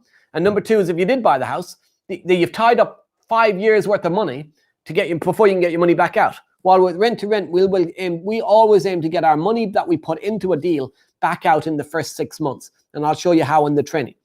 So also, some people might be thinking management intensive. Other people think not for me. I don't want to rent other people's houses. I don't want to manage other people's houses. I want to own my own. want to own my own houses. So this is what they do. Let's say, listen in, put in your area, write down in the comments how much a property is in your area. So how much, if you were buying a HMO in your area, let's say a 5-bed HMO, how much it would cost to buy that property in your area. Okay, so we've got a few people commenting. Right, so we've got 250 grand is typically what we're getting, people from anywhere from 150 coming through to like a million, but we'll go at around the 250 grand mark. 250 grand, most of them around 2 to 350. Let's go 250. 250 grand to buy a property. What do you need as a deposit? 25% deposit. You need 25 grand on the first 100, 25 grand on the second 100, 12 and a half, 5 grand on the third. So 25, 50, 55, stamp duty, 70. You need about 70 grand. For a £250,000 house, you need around 70 grand to buy the property. Now, here's the thing. A lot of people, if not most people listening in right now, 95% of people don't have the 75 grand. So they said they want to own a house. They don't want to rent one, but they need 75 grand to own it and they don't have the 75 grand. Or maybe you did have the 75 grand. Now, here's the thing. You'll make more money if you own the house. Guaranteed, 100%. If you buy a house and rent it out, do you buy a £250,000 house and you put 75 grand into it to buy it and you rent that property out, you will make, let's say, 1,600 quid a month. You'll make 1,600 quid a month, maybe, profit. You will absolutely no way make 1,600 quid a month if you do rent to rent. No chance. No chance. You'll make about half that. You'll make about 800 quid a month. But here's the thing. You've put 70 grand into a house to make 1,600 quid a month. The most I've ever put into a rent-to-rent deal is just over 6 grand. That's the most I've ever put in. Some deals we put nothing in. Some deals we put a few hundred quid in. The most I've ever put in is just over 6 grand. Now, let's say we put 7 grand into a deal. 7 grand. And we did, so you've got 70 into a normal purchase. We put 7 grand into a rent-to-rent deal. How many can you do with the same 70k pot? You can do 10. 7 grand in a deal times 10 deals is 70 grand. Same 70 grand pot, you've done 7 deals. You're only making 800 quid a deal instead of 1,600. You're making half the money, but you're making the 800 quid 7 times. 7 times. So you're making, I'm challenging myself now, 5,600 quid a month. 800 a month times 7 properties, 5,600 quid a month times 12 months. Okay. How much will that give you? The 70 grand. Rent to create the cash. So you could rent to create the cash and use the cash to, in 12 months time, you've got the 70 grand. The 70 you were going to put into one house and have one house, 1,600 quid a month and no money left in your bank account.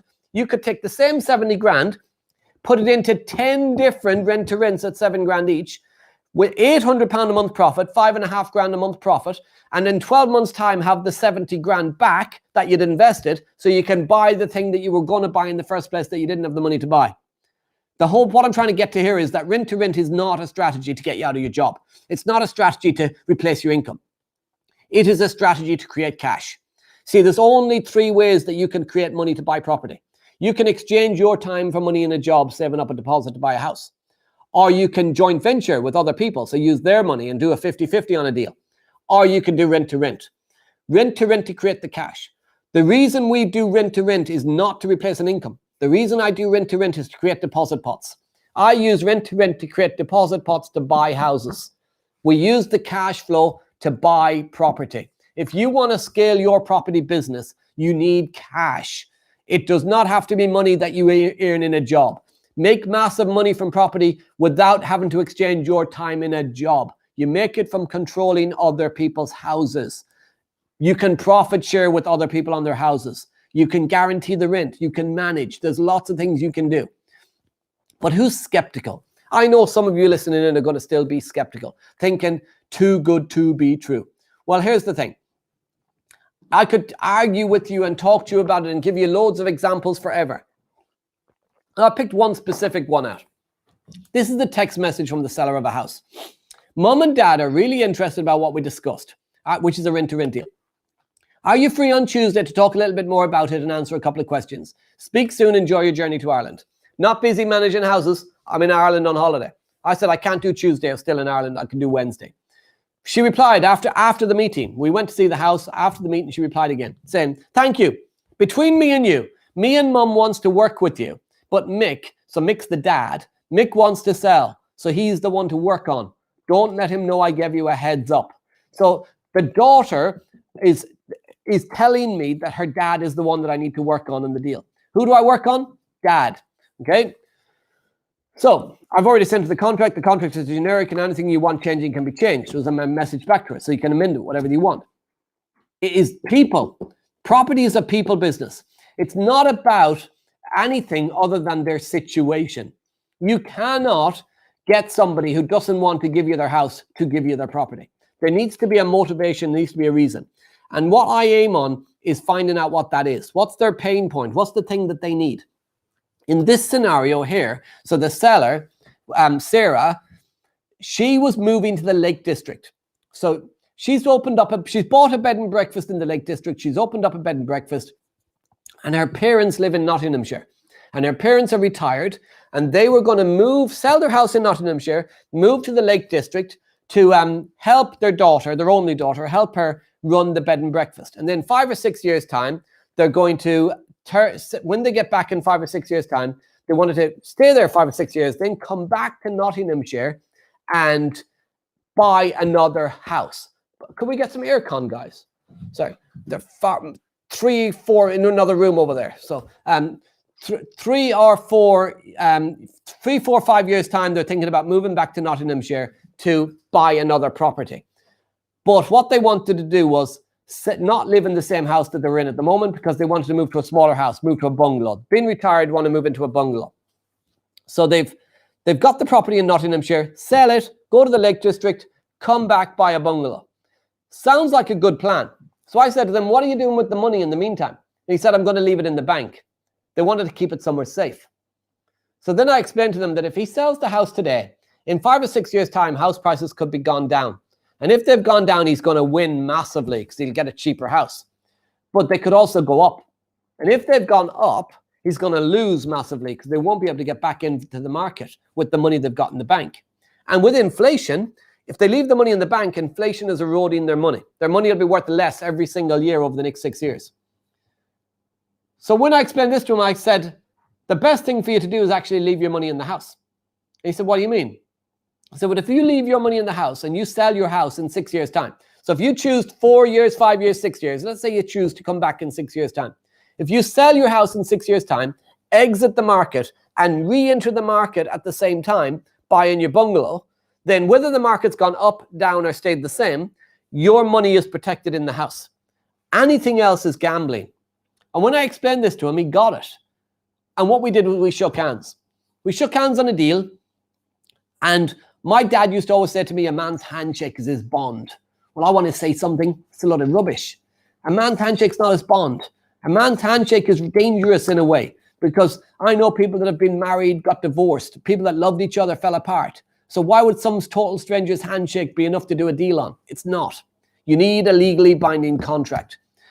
A legally binding contract. I spent £1,500 on my first guaranteed rent contract. 1,500 quid. And it sounds expensive, and it was only a few bits of paper. That was, the solicitors probably already had pre-written and used on somebody else. But it was 1,500 quid of the best money I ever spent, because that contract allowed me to do this deal that makes me 800 quid a month. And another deal for 500, another deal for 700, another deal for 1,000, another deal for 600, and so on and so on and so on. Same contract, because all that's been changed on it is the few individual terms that you and the owner want to change that's specific to you. Because what's a contract and agreement between the two people? And the address of the property and their name. My name stays the same, my address stays the same, their information changes. So you can reuse the contract. The point of that is, don't look at the price of something. Look at the value of it. It's the value, guys. It's the value of something. What is it going to make you money? What you invest in, will it make you money? And that contract that I invested 1,500 quid in has made me a lot of money in the last few years. So these are all the no money down strategies. Many people think it's impossible to do no money down deals. The reality is there's loads of strategies. Every one of those acronyms there is a different way to do a no money down deal. But I want to focus on the ultimate cash flow system. It is rent to rent. It is the ultimate cash flow strategy. Ultimate cash flow strategy. So what is it? In really simple terms, rent to rent is, if you imagine a letting agent, first of all, you've got a landlord who gives their property to a letting agent. And that letting agent charges the landlord a management fee. And the letting agent finds a tenant. And this tenant pays a market rent. Now, the tenant pays a market rent to the letting agent. The letting agent takes off all of their fees, the voids, maintenance, tenant find fees, lots of fees. And the landlord gets the bit that's left. Now, the landlord does not get the market rent. They get the bit that's left. And a lot of people, I see them looking at deals and they're trying to work their deal out based on market rent. They completely miss the point. You do not give the landlord less than the market rent. You give them more than they would get net in their pocket. The market rent is a distracting number because it's not the money that the landlord's putting in their pocket. Your job is to work out what the landlord puts in their pocket after all costs and then give them that or a little bit more. But it's guaranteed. So they've got no risk, no hassle. So what we do is we step into the process and we basically replace the letting agent. We are the letting agent without the shop. We offer guaranteed rent and we find the very same tenant. And we benefit from the margin in the middle. But we don't have the overheads of the letting agents. We've set up our own shop. But when you're starting out, when I started out, I don't have the shop. I don't have the staff. I don't have the systems. So we start small and we scale up. So that's rent to rent. This is the traditional single let property. This is the problem with it. Traditional purchase 85 grand, rent 475. A typical landlord has got mortgage, agents fees, insurance, voids and maintenance. They're losing 38 quid a month. Losing 38 quid a month. And there's 2.2 million landlords in the UK and 98% of them own one house. And they're houses like this that lose them money because they bought it as a pension. They didn't buy it to make money today. They have a problem. We are looking for the opportunity. And the opportunity is to look at the very same house.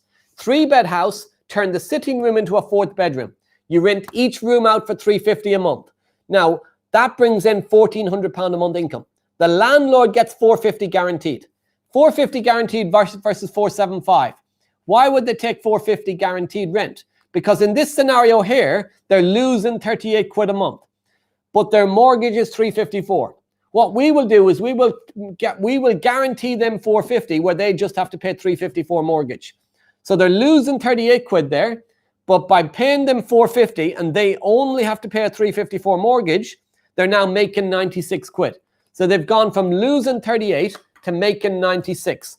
They're £134 a month better off. We paid the bills, we paid the voids and maintenance, and we make £500 a month profit from that house. Now, you might be thinking, why would a tenant pay $350 a month on a house that the landlord is only getting $450? Why would the tenant not pay $450? Well, this is where you make your money.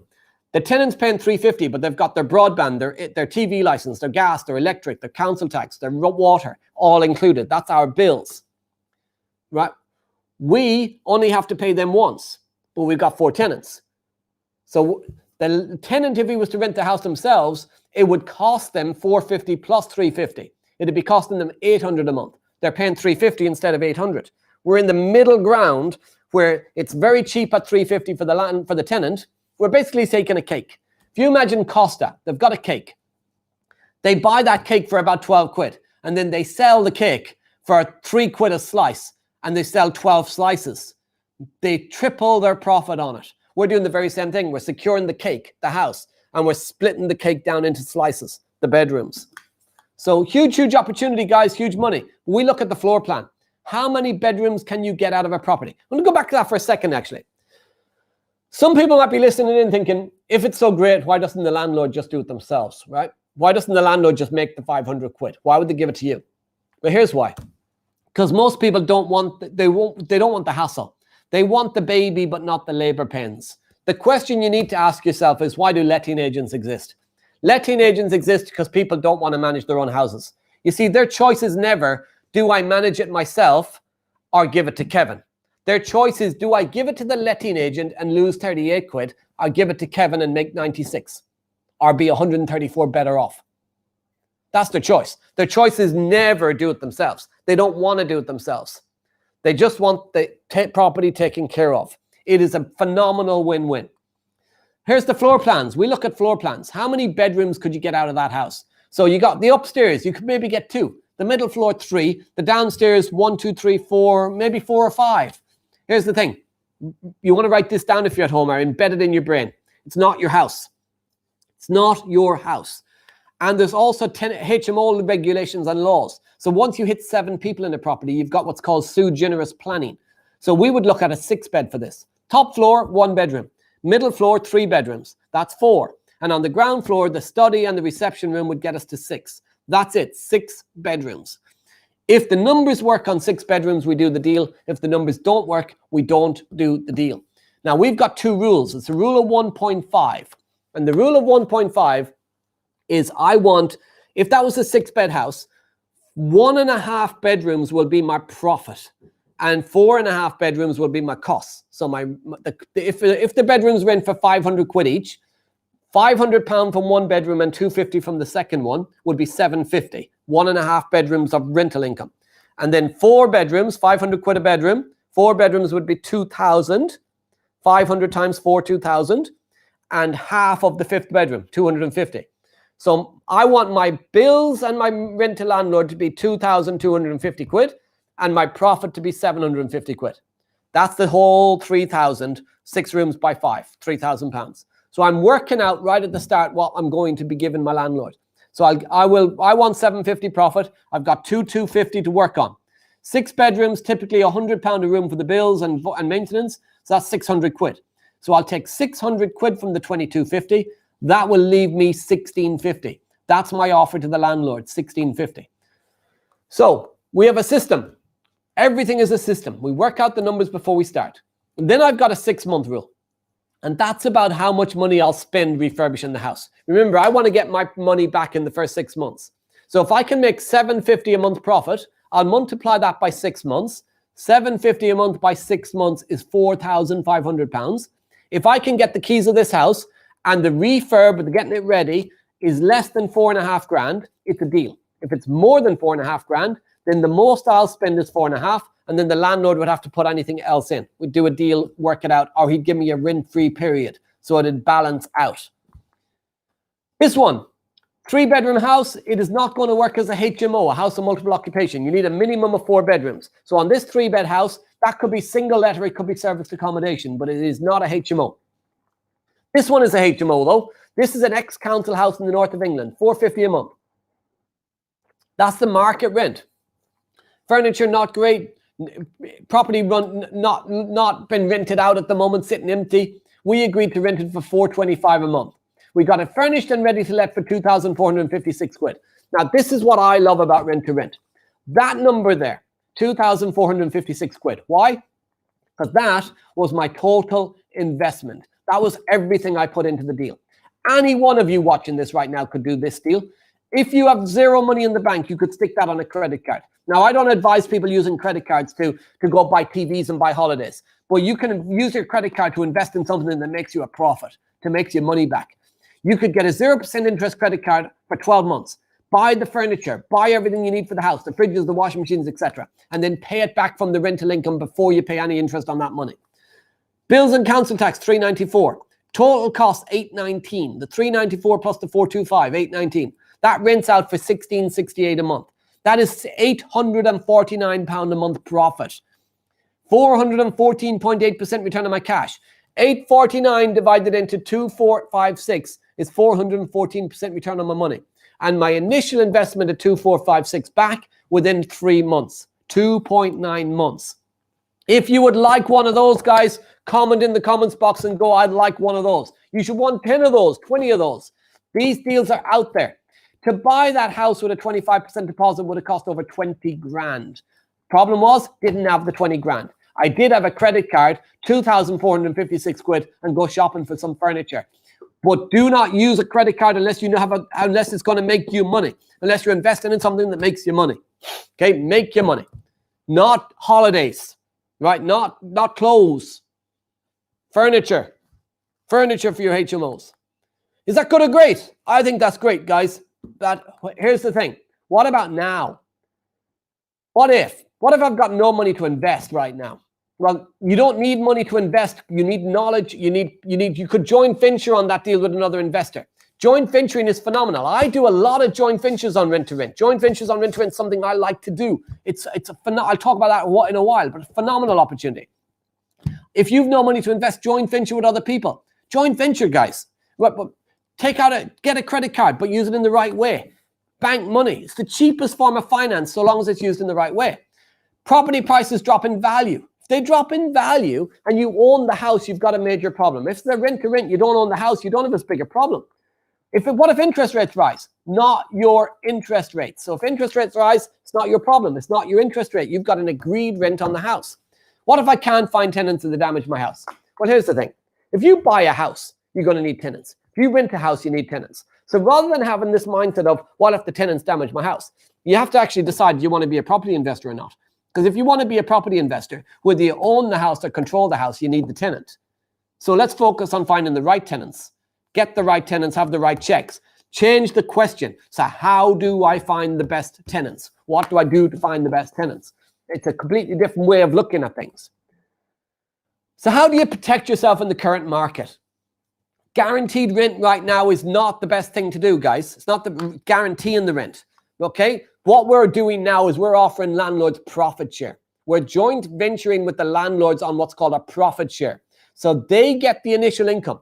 What is their mortgage and the bills? The initial income covers that. And then everything over that number. So let's say their costs are 1,200 quid a month. Then the first £1,200 of income goes to them. If we only get £1,200 of income in the month, they get their bills covered, we make nothing. But let's say the house has got the ability to make 2,400. The first 1,000 goes to them. The next 1,400, if it's full, the next 1,400 we split 50-50. So they get the first 1,000 and half of the next 1,400. So they get 1,700. And we get half of the 1,400. We get 700. So 2,400 income, they get 17, we get 7. We get 50% of the upside, but 0 on the downside. 0 on the downside. And we have a break clause in the contract that allows us to convert it to guaranteed rent when it gets to the period where the lockdown is completely gone. You can put whatever that break clause is. It can be virus eliminated, lockdown over, whatever you want it to be. You could say first 9 months are profit share, and then there's an option to go to guaranteed rent. But profit share right now is a phenomenal opportunity to get control of properties, take 0 downside, half the upside. So how do you do this, guys? How do you get started? How do you build your business? You start now. Don't wait for 6 months. Don't wait till 2021. Start now. Get clear written goals. We're going to help you today on your goals, but get clear written goals. What are you doing today? What are you doing tomorrow? What are you doing next week? What's your plan for the next 90 days? Do something to move you forward every single day. One thing a day. Right? One thing a day to move you forward every day. Recognize the only person stopping you is you. I see people, they're going to be making loads of notes at home today, and they're going to do 20 things tomorrow, 15 on Sunday, 10 on Monday, 5 on Tuesday, and quit on Wednesday. Just do one thing every day. If you did one thing every day for the rest of this year, you'd have 200 odd steps taken towards your success. Phenomenal steps forward. One thing a day only. And scale it to 2, to 3, to 4, to 5, but start with 1. Recognize the only person stopping you is you. Nobody is stopping you. Many people listening in right now, what you used to say was your job was stopping you. Yeah, or something else was stopping you. Not now, guys, not now. Those of you that used to drive 2 hours to work that are now working from home, you got 2 hours extra in your day. But I bet you're not using it to do your self-development. Let's self-develop. Recognize the only person stopping you is you. Nobody else. Get educated. Get educated. Let's move forward. So there's 4 steps to a deal. Number 1 is determine your marketing strategy. 2 is evaluate the numbers. And there's no easier way to evaluate numbers than a rule of 1.5 and a 6-month rule. That's all you need for rent to rent. No big commercial conversion numbers. You agree the terms. The terms are simple. How long we'll have the property for, how much we'll pay monthly, and who covers what maintenance. Easy.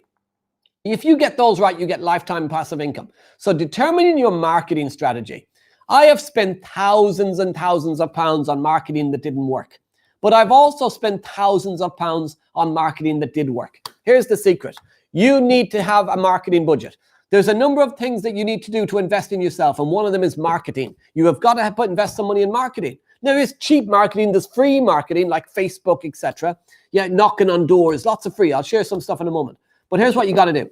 You got to do marketing. People need to know you exist. I spent thousands of pounds on marketing that did not work. The secret, you quickly stop what doesn't work and you scale up what does work. That's it. But you got to be marketing.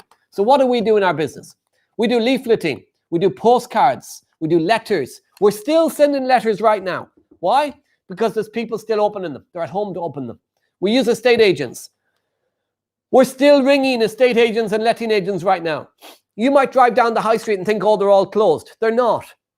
Their phones are diverted. They're working from home. They're still there. They pop into the office every once a day or once a week, whatever it may be, to collect the post, to check the admin, whatever stuff has to be done.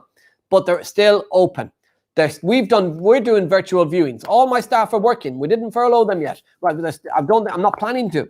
They're still working. They work from home. They do the viewings.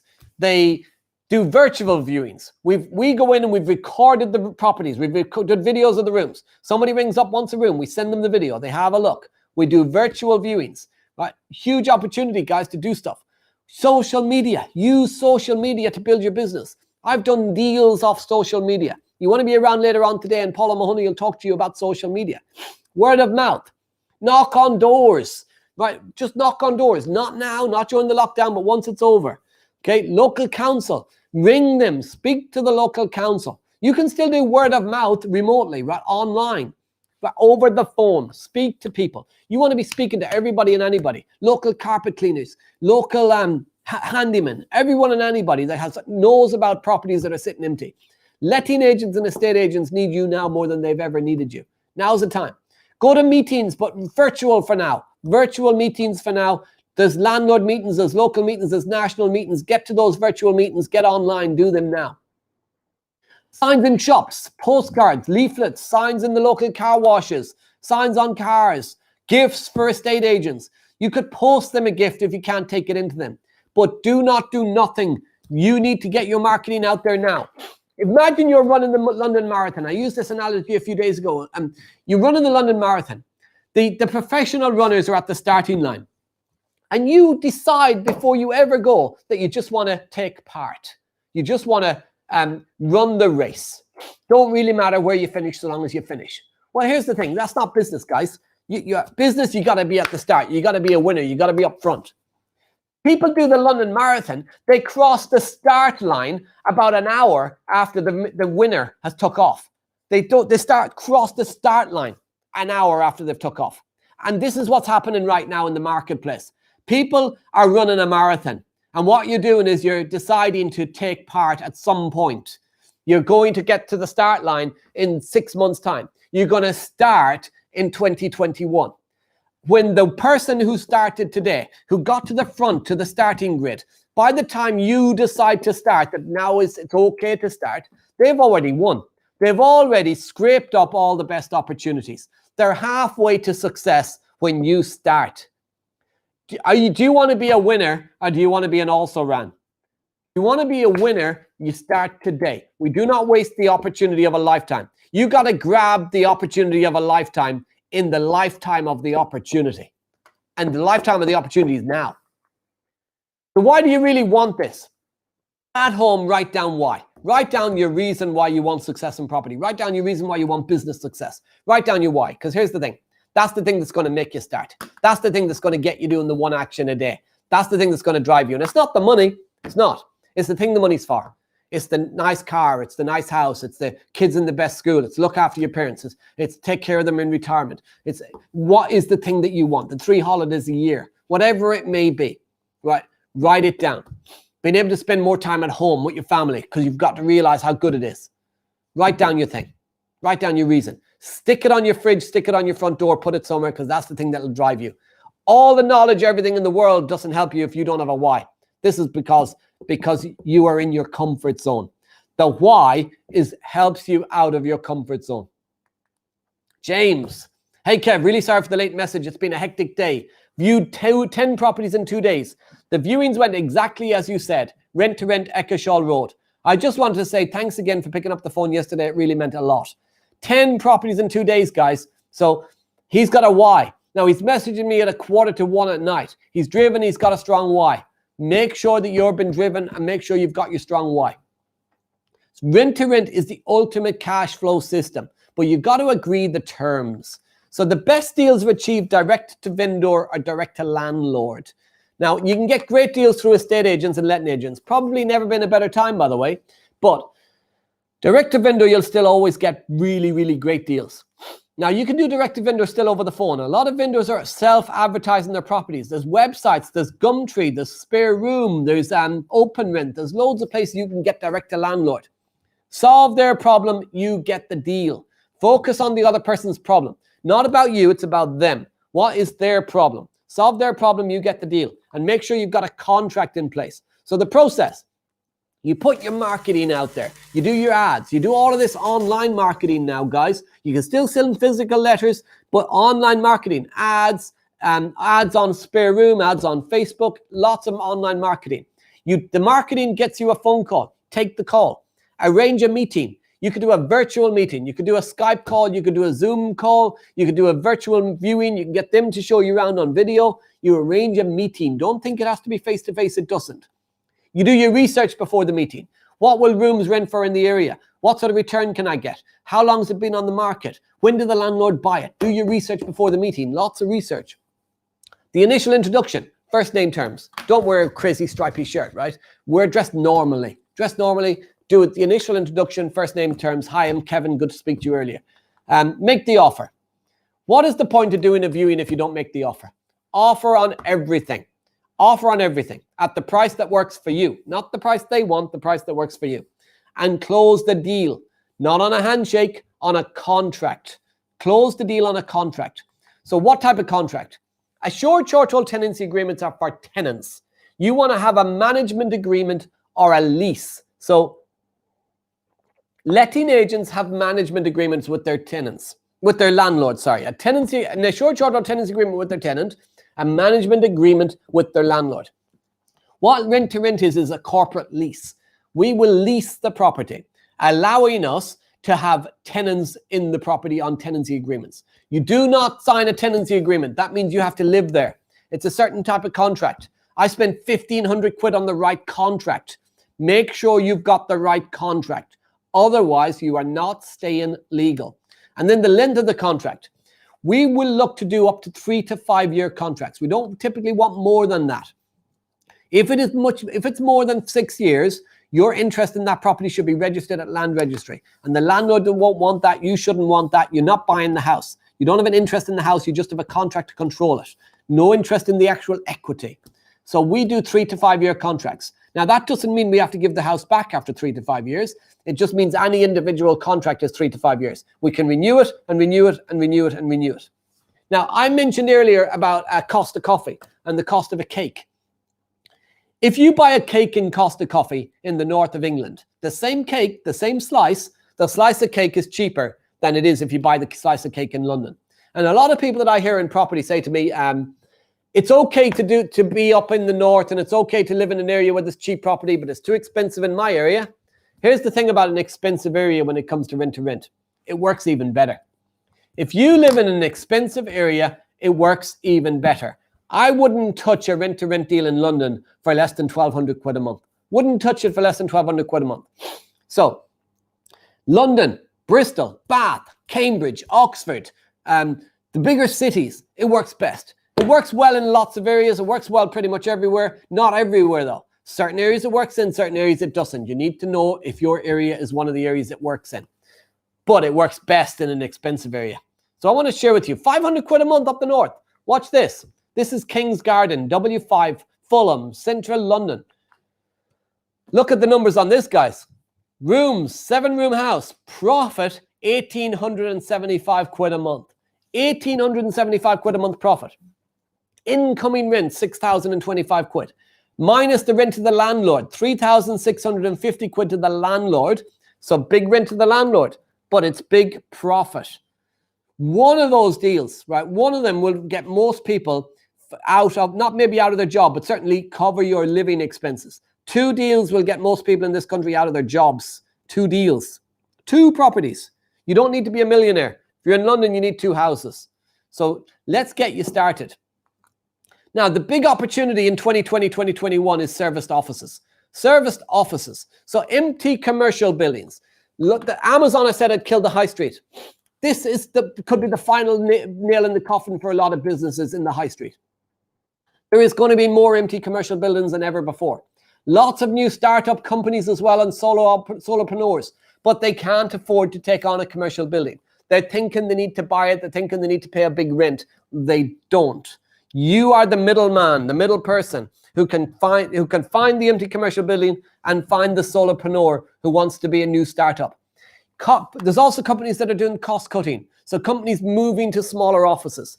So you find a commercial building, you turn it into you rent it, guarantee rent it, you run it as serviced offices where somebody's got an office space, they've got their broadband, they've got their desk space, they've got their postal service, they might have a meeting room they have to pay a bit extra for if they want to have a meeting so they can look bigger to their company, to any clients they have coming in. Serviced offices is going to be phenomenally big opportunity in 2020, 2021. So what is a serviced office? A serviced office is basically a furnished and fully equipped pay-as-you-use office space. So pay-as-you-go, like a mobile phone, a pay-as-you-use office space, located in a building managed by you, right? Operators will rent out a little bit of that building, and you've got loads of different little small solopreneurs or medium-sized businesses in their rented spaces. What's their benefit to them? Affordability of a desirable location. They can afford to be in a good location. You know, like that program, location, location, location. And they have to, if they want the perfect location, they got to give something up. Well, you can provide the best location for people. Flexible lease terms. They don't need to sign on the whole lease. You'll sign a 3 to 5 year lease. They could sign a 3-month, 6-month lease. So they've got flexibility to get out. And no business maintenance hassle. So no building maintenance hassle, sorry. So they don't have to worry about the building maintenance. You take on that responsibility. Access to administrative support. So you might have an admin person, somebody who does all the phone calls out of hours, whatever it may be. And access to private meeting place. So a meeting room in the building, access to that meeting place. So you can bring the benefits for them, save them money, big opportunity, big opportunity. Now, this is where I started my journey. I wasn't thinking in the right way. So September 2005, I bought in Estonia. This was going to be a 2-bedroom property overlooking that lake. Now, a 2-bedroom property in Estonia overlooking the lake, this property was £36,000. Off plan, small initial deposit, the rest of the money later. I flew out to Estonia, I met the builders, met the developers, and they basically, everything looked great. So I bought the property, flew back to the UK, and I started to get updates on a build. So what I did when I was getting updates on a build, I decided that things were going well, so I'd do more stuff. Now, if you went to Estonia today, this is what you would see. Nothing. The updates on the build were updates on a build that was never happening. It was a complete scam. There was no build. I lost everything.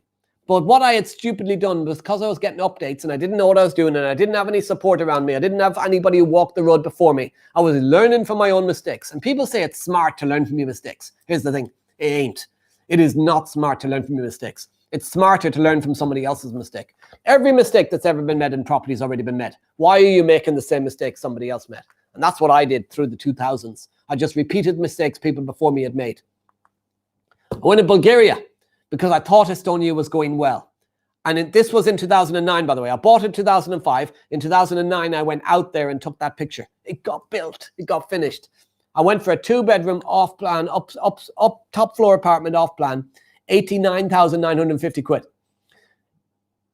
In 2009, it was built, but there was extortionate management fees.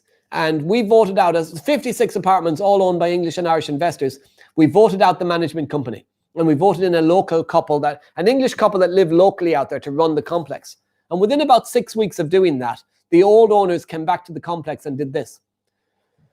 They ripped out the kitchens, the aircon, the skylights. They ripped out absolutely everything. 89,950 quid, valueless. I didn't know it at the time, but I had lost, when I bought these properties, I had lost £135,000. But that wasn't all I lost. I lost £135,000 plus I lost 10 years of opportunity. 10 years of opportunity. You see, my businesses last year, 2019, my businesses turned over 1.6 million across my different companies, 1.6 million in property income. Now, that resulted in a 250-ish grand profit. So income is one thing, profit. So £250,000 profit. Now I did that last year, 2019. So I will not be making $250,000 in 10 years' time.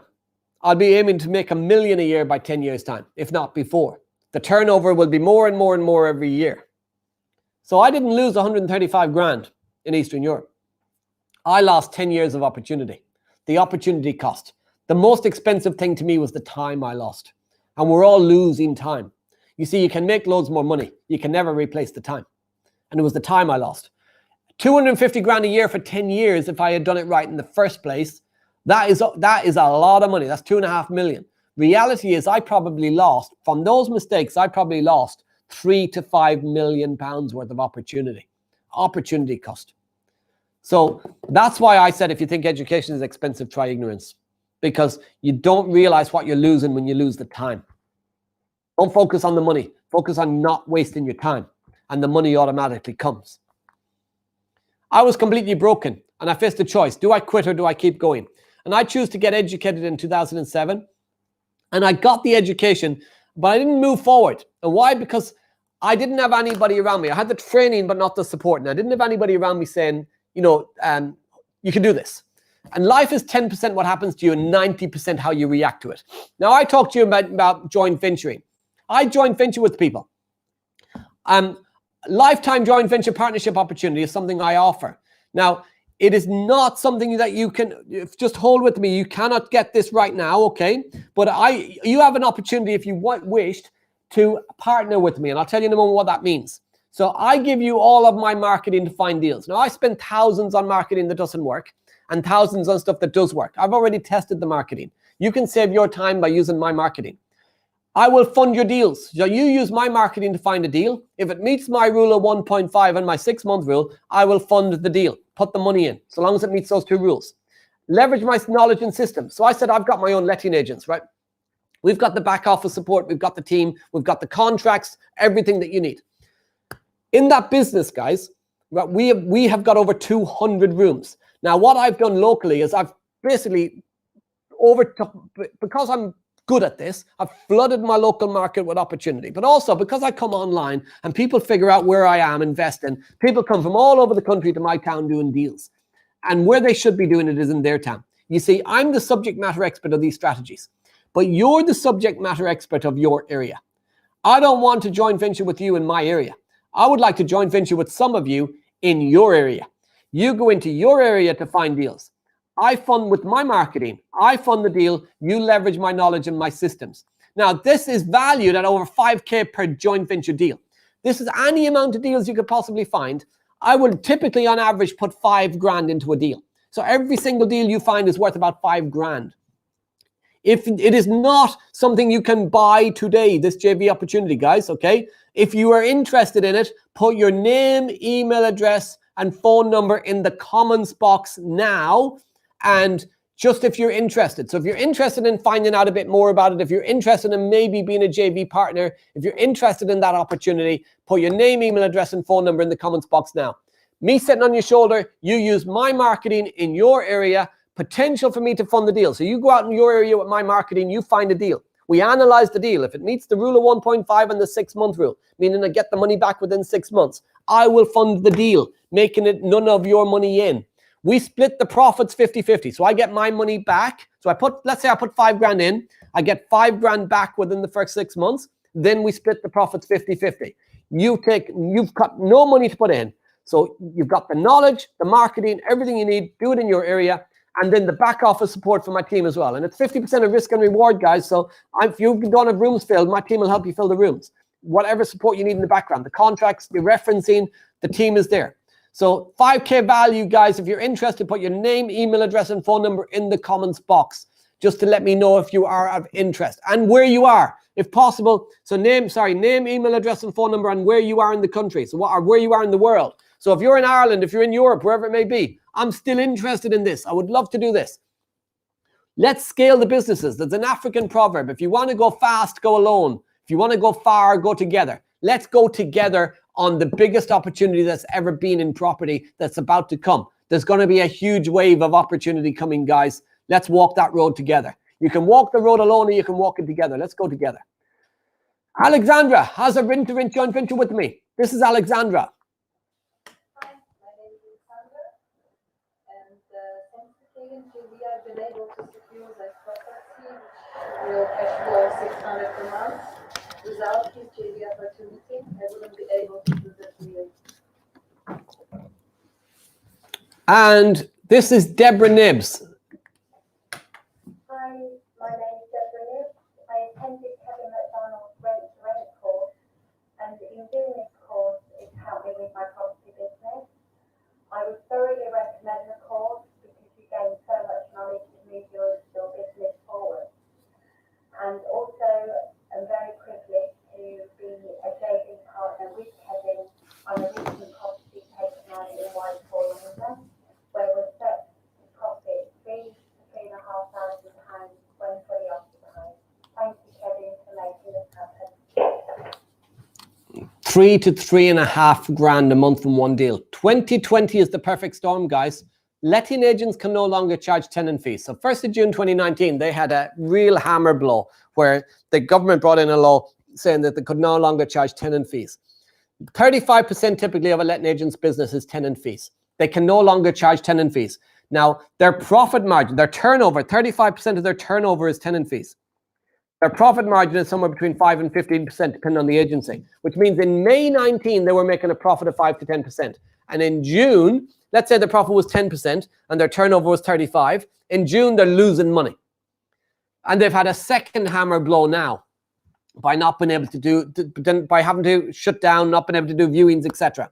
And the government have announced this week that some of the first businesses to reopen will be agencies. You want to get started quickly and get ready for the opportunity. Be on the phone to them now. Businesses are not included in the tenant fee ban, you see. We as a corporate-led company are not in the tenant fee ban. What that means is, as a rent-to-rent company, if we walk into a letting agent and look for a property, they can still charge us a fee. They can charge us a fee. But if a tenant walks in, they can't. Now, in May 19, if I walked in or a tenant walked in, they're likely to give the property to the tenant maybe because the tenant is going to pay them fees, admin, referencing, all that sort of stuff. And I will too, but it's about the same, but the landlord understands the tenant. Today, they take the tenant, they get nothing. They take me, they get a fee. And also remember that not all letting agents' properties are tenant find and manage. We've got our own agency. About 40% of the landlords we do property for, they just do tenant, we do tenant find only. The landlord wants us to find a tenant and they manage it. So the agency gets a tenant find fee from the landlord and they get a property find fee from us. They get paid twice. Double bubble. Huge, huge opportunity, guys. Get your name, email address, and phone number in the comments box if you're interested in a JV. Opportunities are everywhere. So this is Newcastle Avenue, November 15, property on the market for 80 grand. They took it off the market and refurbished it and spent 10 grand doing it up and stuck it back on at 89 grand. That was bad business. Then they stuck it up May 16 for rent at 475 a month. It was at this point that we approached them and we found out that their mortgage was 454 a month. Now he's paying 454 a month on a mortgage, but he's got an empty property that he's worried about break-ins with, burst pipes, damage that could be caused from a burst pipe. He's got gas, electric, council tax, water, all the bills. It's costing him about 700 quid, 750 a month. So what we said was we will give you 454 a month, but we'll take on all the bills. So by paying him 454 a month, he's reduced his cost from 700 to 0. We take on the bills. Big, big win for him. Our profit, we convert it to a 5-bed HMO. Now we spend just over 6 grand, 6,234 quid getting the house ready. That's but it brings in 1,800 a month rental income. Our costs are the mortgage at 454 and the bills at 365. So total costs 819 a month. That rents out and brings in a profit of £1,001 per month. 1,001 quid a month profit. Now that is a 192.68% return on cash and money back in 6.23 months. Now I said money back in 6 months, 6-month rule. But here's the thing. It's a rule of thumb. So for those that are interested in JVing with me and that get the opportunity to, is 6.23 months. If it's around 6 months, I'll do a JV. It's around 6 months, I would do an investment into that deal. If it's 6.23 months and making 1,001 quid a month, I'd be crazy not to do that deal. So 6-month rule is a rule of thumb. If it was 10, 11, 12 months, then I wouldn't do the deal. But anywhere between 6 and 7 months, yeah, If the numbers are right, then absolutely we could do the deal. So you don't have to make the mistakes I've made, guys.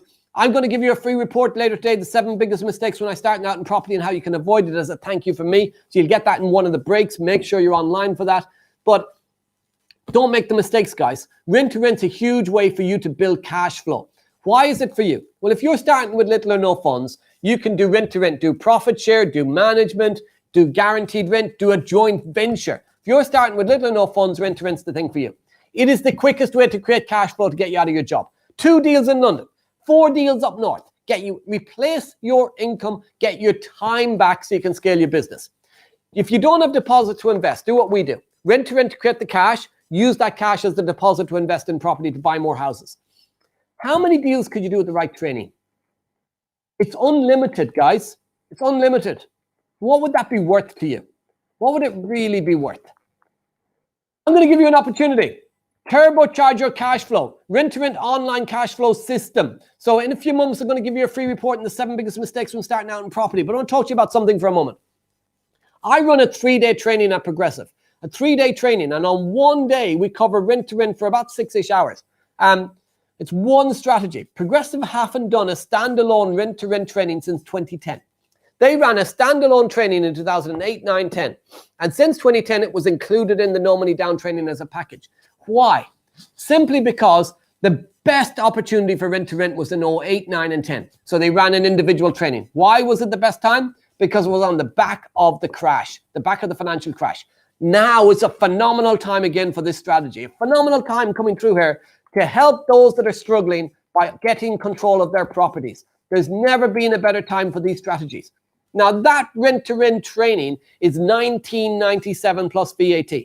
But bear with me because I'm going to be sharing something with you that you need to hear in a few minutes because it's a phenomenal opportunity. So phenomenal opportunity. We're going to be running an intensive rent-to-rent online training. Now on that rent-to-rent online training, I'm going to be sharing with you 6 modules over 4 different sessions online, and each session is 3 hours. So 12 hours of rent-to-rent content to take you right through from getting started in the business to systemizing it on the other end. So right through the entire business, 6 modules. What you'll discover is how to get at least £1,000 plus profit per property per month. What properties work and where. How to source, secure, and negotiate the deals. All the knowledge you need to get started quickly to build a real scalable business. And to generate a life-changing job replacement income in 180 days. In the next 180 days to focus on replacing your job income. Dan's done my training. So top of that message, I've successfully negotiated, thanks to Kevin McDonald, my first rent-to-rent deal. It's going to be, again, first. So, and then over here, more importantly, is this bit. I also have, so I did his first deal, but then I also have 3 HMOs to take on 5-year management agreements in the new year from a direct mail campaign. A direct mail campaign, right? Where did he get the mail campaign? From me. All 4 of these houses are within 10 minutes walking distance of my house. Dan is based down in the south of England, and his plan was to go up north, travel the country up north to find cheap properties, live off motorway services food, be away from his family, and create another job. You didn't get into property to create another job. You get into it to free yourself from your job. You can do rent-to-rent 5 minutes walking distance from your front door. The opportunities are right on your doorstep. Grab the opportunity. Anesh, hi Kevin, I just want to let you know I've completed my first rent-to-rent deal. Didn't cost me 1 penny out of my pocket. Thanks for the advice. Sylvia, it works. I've secured 10 rent-to-rent properties in 6 months. 10 in 6 months. The rent-to-rent online cash flow system, guys, is $19.97 plus VAT, but bear with me because I'm going to give you an opportunity on that. So what you will get when you join us on the training, so you will get the rent-to-rent online cash flow system valued at $19.97, the 6 modules. You will get a 12-month implementation blueprint. The very blueprint that I followed when I came to Progressive in 2014 to replace my income in that first year, I will give you the rent-to-rent 12-month blueprint. You also get my rent-to-rent marketing pack. So you'll get my marketing pack. You can work out what you can do yourself. You can work out the marketing that you want to do yourself, test it all, and realize you've got it wrong, and spend a load of money getting it wrong, and waste a load of time getting it wrong. Or you can grab my marketing pack and use what's been tried and tested and works. Lou's done just that. Who'd have thought it? The wise teachings of Kevin McDonald actually work. Who'd have thought? 3 calls just this morning from landlords wanting to offload their portfolios. They responded to a direct-to-vendor letter I sent them, which was given to me on the training. You get that very letter when you join us on the training. So you get the rent-to-rent cash flow system, the 12-month plan, the marketing pack, and the negotiation scripts. You see, I don't care if you're the best marketer in the world. You could be the best marketer in the world, but if you do not know how to negotiate a deal, you're wasting money on marketing. You got to know how to negotiate the deal. So on the training, I will teach you how to negotiate the deal. You'll get the scripts for what to say to landlords, to agents, to tenants. You get the negotiation scripts on the training. So you get the full business in a box. And L, for all you newbies or anyone like me who had a mental block speaking to agents, rent to rent, just do it. I did just that this morning and feel epic. 2 out of 4 are up for it. The only question I'm asking myself now is, in the words of Kevin McDonald, why did I not do it sooner? Get out of your own way. So you get the rent-to-rent online system, the 6 modules, 4 sessions over 3 hours each, 6 modules delivered. You get the 12-month implementation blueprint. You get the rent-to-rent marketing pack, and you get the negotiation scripts, and you get the bulletproof contract. I spent £1,500 on my first guaranteed rent contract.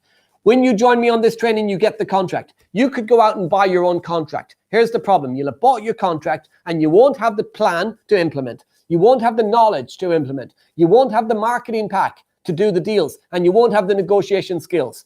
You get everything on the online training with me. You get absolutely everything, complete full immersion. Here is Miles with the contract. Just finished the training over the weekend. I checked that the management agreement was suitable with Kevin yesterday. Today we have our first county rooms rent-to-rent HMO in Mayford Woking. The agreement was signed with the owner for 6 years. He even paid cash for a new kitchen. You did promise it'd be intense, Kevin. Over the weekend, deals done, guys. So on the online training, in a weekend training, so that was a live in the room training. What happens in a live in the room training is the training happens and you have 3 days, for instance, or 2 days, you have a training and then you're fully immersed and some of it goes over your head and then you got to go out and implement it. What I've done with the online is I've split it into 4 modules, 3 hours each. You can watch 3 hours, implement, and there's action plans at the end of each 3 hours. So I've given you a list of actions for what to do. So you watch the first one, implement. At module 2, actions, implement. Module 3, actions, 3 and 4 together, actions, implement. And module 5 and 6, actions, implement. So module 1 is 3 hours. Module 2 is 3 hours. Module 3, 4, 5, and 6 are 90 minutes each. Total 12 hours. But you've got a split process to go away and implement it in between each learning. And relearn and relearn and relearn. So you get the 12-month plan, you get the marketing, you get the scripts, you get the contract. Lukey, my 5th rent-to-rent in 3 months. Happy as a bunny as standards are getting higher. Thanks Kevin McDonald and Linda and all my colleagues for the support. 5 deals in 3 months. Now here's what's interesting about this. Lukey spelt my name incorrectly and spelt my wife's name correctly. A lot of people don't even get, my wife doesn't come to events. She doesn't go online like this, but she's in the business. She's helping, she's supporting. She's there to support. I'm not somebody who does a training and disappears. I'm somebody who's there to support people. My family, you'll get to know my wife. Some of you'll get to know her quite well. Any blokes in the room, not that well. But you get to know my family. You get to know my wife. We don't disappear. We're there to support you. So there you get the rent-to-rent system, the 12-month plan, the marketing, the scripts, and the contract. Total value of all of that, guys, is £6,388. Now, this is a $1,997. That is the price of the training. If you were to do it live in a room, it's $1,997 plus VAT. I am going to make you a phenomenal offer today, right? We're going to make you an unbelievable offer. So bear with me. That is coming in a few minutes. I want to share a couple of other things first, though. So as well as this, you will get a 100% money back guarantee.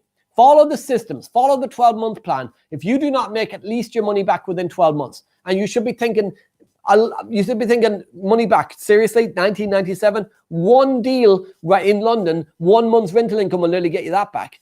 But if you do not, here's what I will do. You watched this morning my 24-hour no money down challenge. I got 2 deals in the day. It was about 12 hours. Here's my 100% money back guarantee to you. You come on this training, right? You learn this system. If you follow that 12-month plan and you do not make at least your money back within 12 months, and you want to be looking at 10, 50, 100 times your money back. But if you do not make at least your money back within 12 months, in 12 months after you finish that training, I will come to your town, wherever it is in the country. I'll personally hand you the money back, and I'll get there by 9 o'clock in the morning, and I'll spend the rest of the day with you doing what I did on that No Money Down challenge. I'll spend the rest of the day with you, work in your area to get a deal and put keys in your hands.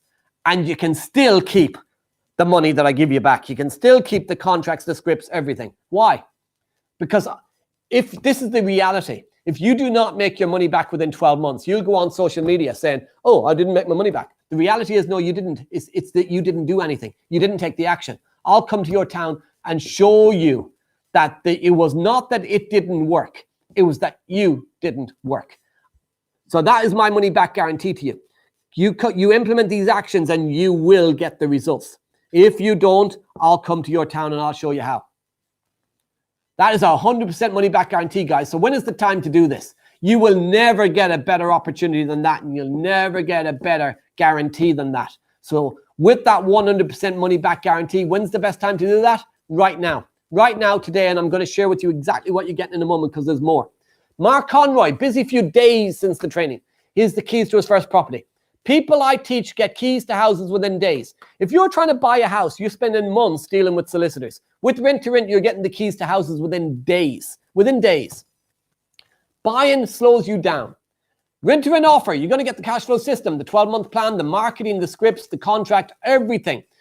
The event only offer. This is a today only offer, guys. Right now, I'm going to give you a link to the offer. You need to grab it immediately. It is not going to be $19.97 plus VAT. It is $13.95 plus VAT. The Rent to Rent contract, the contract alone, I spent 1,500 quid on. You're getting everything for $13.95 plus VAT. Grab the places now, guys, but I've got one more special opportunity.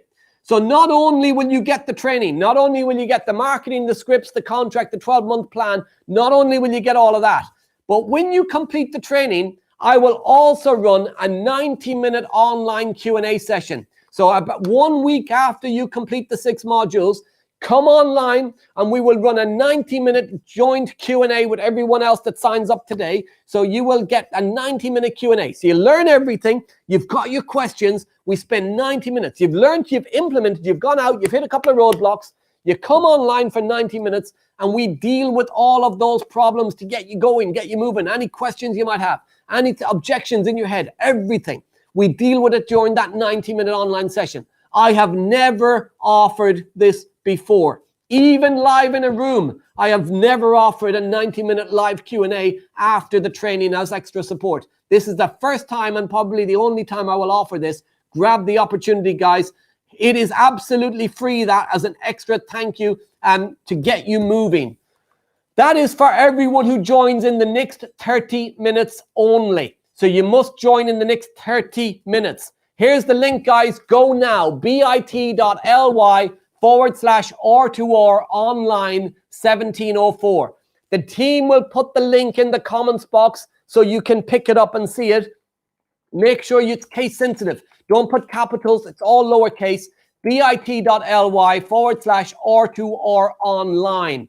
Go grab that opportunity, but stay online for a minute because there's one more thing. Remember the lifetime joint venture partnership opportunity where I give you the marketing to find the deals, potential for me to fund the deal if it meets the rule of 1.5 and the 6-month rule, and you can leverage my knowledge and systems, replicate in your area. That's valued at $5,000 per JV deal. Well, here's what I'm going to do. What I'm going to do is the Rent to Rent online system, the training, the 12-month plan, the marketing, the negotiation scripts, the bulletproof contract, the lifetime community support, everything. I'm going to include the lifetime partnership opportunity as well. And that is for the first 9. The first 9 people to grab your place get the lifetime JV partnership opportunity as well. So you get everything, the training, the scripts, the marketing, the bulletproof contract, the 12-month plan, the 90-minute Q&A a week after the training's completed, and the first 9 get the lifetime partnership opportunity. I am not the product of my circumstances. I am the product of my decisions. You've got a decision to make right now, guys. That is the entire offer. The Rent to Rent online system, the 12-month plan, the marketing, the scripts, the bulletproof contract. Total value of that alone is 6,388. You get also, though, the 90-minute Q&A a week after the training and the lifetime partnership opportunity, which is absolutely priceless. Everything, $13.95 plus VAT. Register there, bit.ly/R2R online 1704. So bit.ly/R2R online 1704. There's the link as well, guys. So I'm going to leave the link up for now. Any questions coming in? Who's got questions? Have we got some? Yeah, so I've got some people with questions coming through. What is the best strategy now and after coronavirus is gone? Guys, rent to rent is phenomenal right now. People are struggling right now. Use rent to rent. Do the profit share. Look at the commercial office space for commercial offices. Rent to commercial. Running serviced offices is going to be massive coming out the other side of this. Rent to rent is going to be a phenomenal opportunity to grab deals from people at the end of this program. Should you buy property in the name of a limited company? Absolutely. Even rent to rent or buying, you should be doing it in a limited company because of Section 24. Make sure you're doing that within a limited company. Do you think the market will dip by much within the next few months? I think there will be a dip. I think it'll drop because of just literally nothing happening in the market right now and uncertainty. But I think it won't be for long. It'll come back up and it'll probably go up higher. So if you look at reports, Savills, I always look to the head of the top of the food chain. And Savills have done a report saying that there'll be a short, steep dip, but then a quick rise out of it. And it'll probably rise more next year than it drops this year. So short-term dip, yes. But when you're controlling property, it's not your dip. It's not your equity. And this is another reason why rent to rent will work phenomenally. A lot of landlords, a lot of homeowners, they don't want to sell now for a lower price. What they want to do is ride out that period. You offer them guaranteed rent now. You offer them profit share now. You take on that property and you wait until the market dips and recovers, and then they can sell the property and maybe sell it to you from the cash flow you've made from it. So rent to create the cash and use the cash to buy. 1 second. Oh, one more thing. Just been announced. I've had an urgent message. Anyone who buys the training right now, you can register a guest access for free. Second person free. So register for the training now. You get your guest for free. So it's a 2 for 1. I didn't even know that when I started talking. And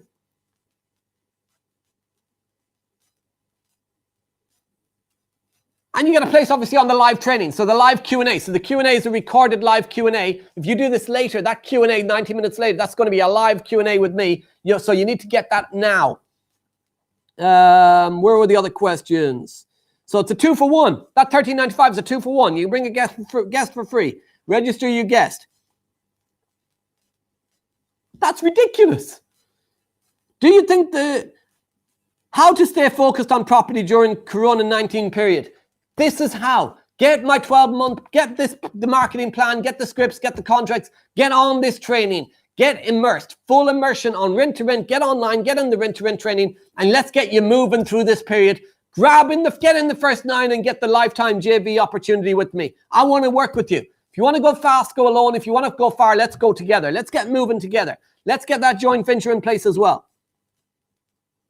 Somebody says, how tall is Kevin Mack? Ha, ha, ha. I'm hugely tall. It's a small seat. Am I small or tall? I don't know. Just like, come on. You can stand up. Who was that? What should we be doing now during lockdown to build our rent-to-rent HMO business?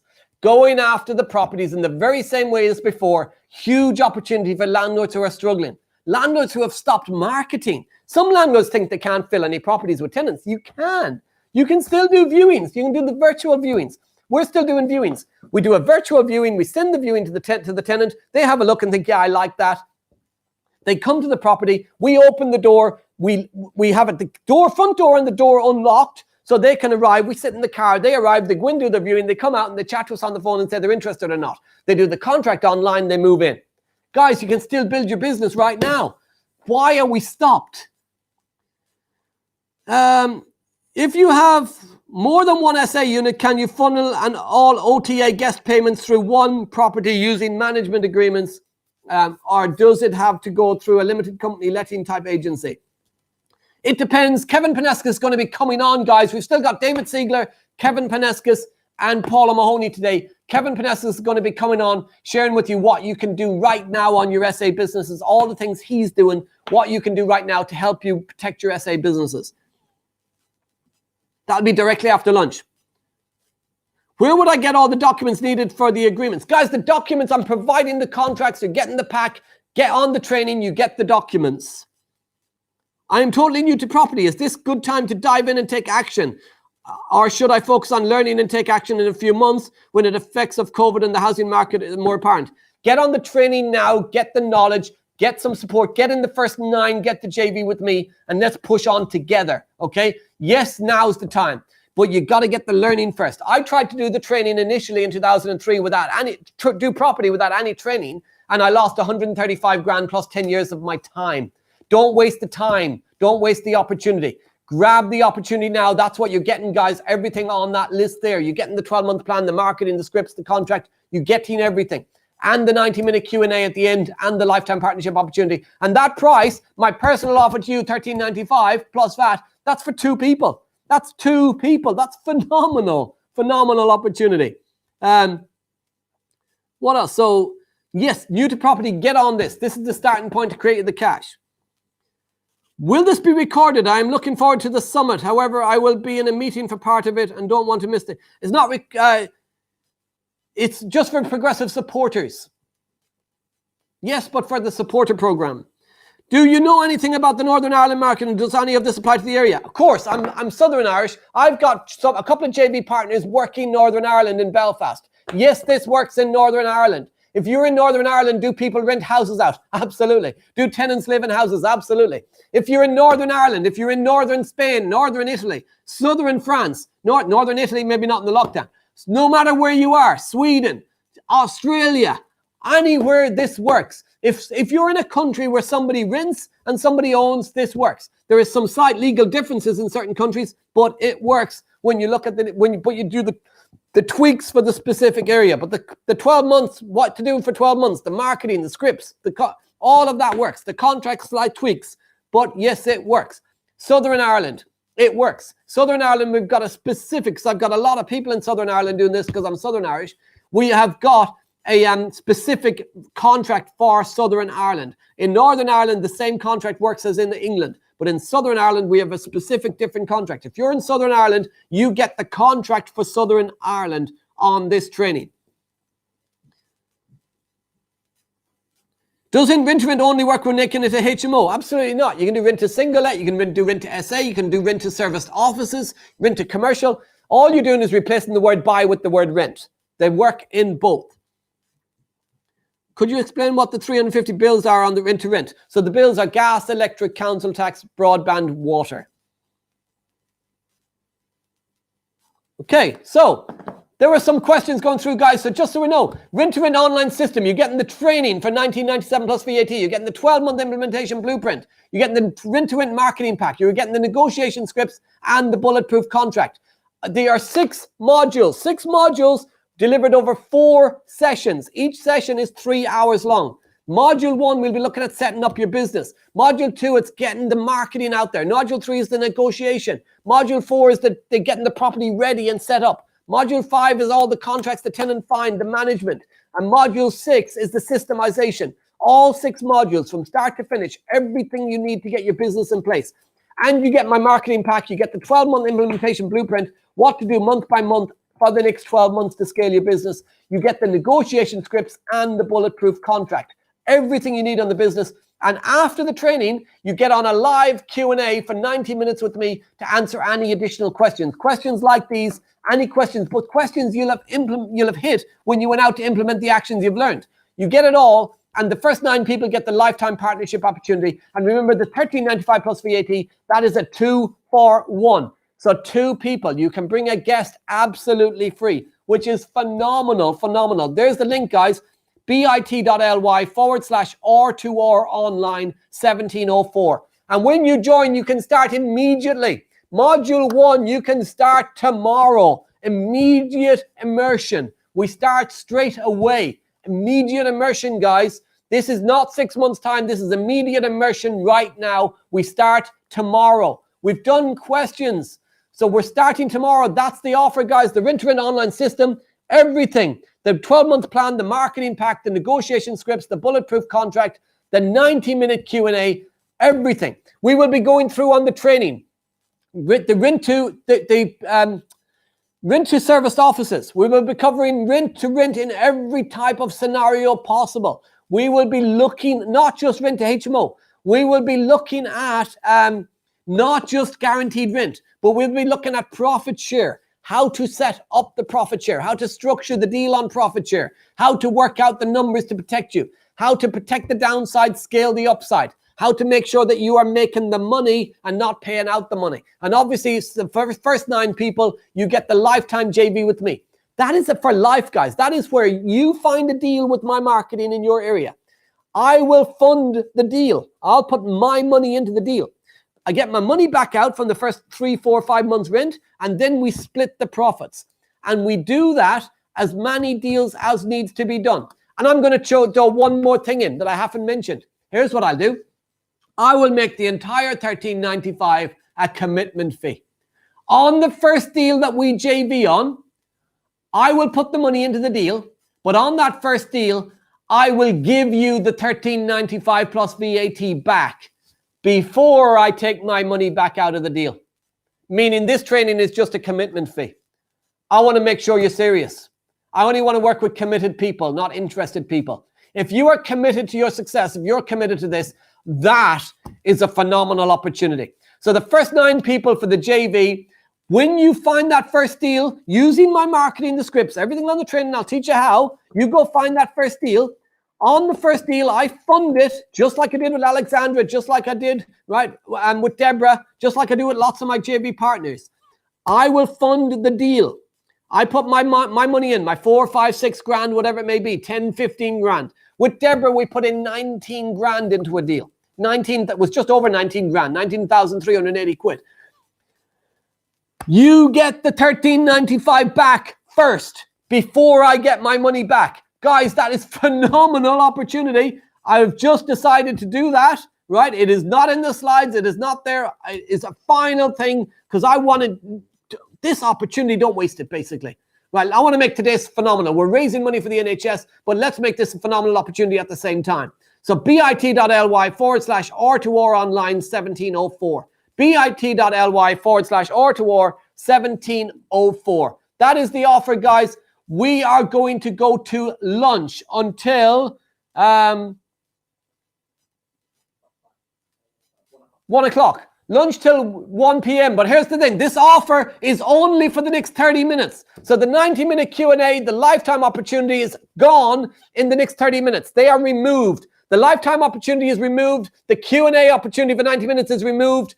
Right, in the next 30 minutes. When we start back at 1 o'clock, that offer is closed. Okay, so if you want to grab the opportunity, I want to work with committed action takers. You got to grab that opportunity in the next 30 minutes. bit.ly/R2R online 1704. I've been Kevin McDonald. I hope you've enjoyed the morning. We've got loads more to come this afternoon. We've got Kevin Peneskis.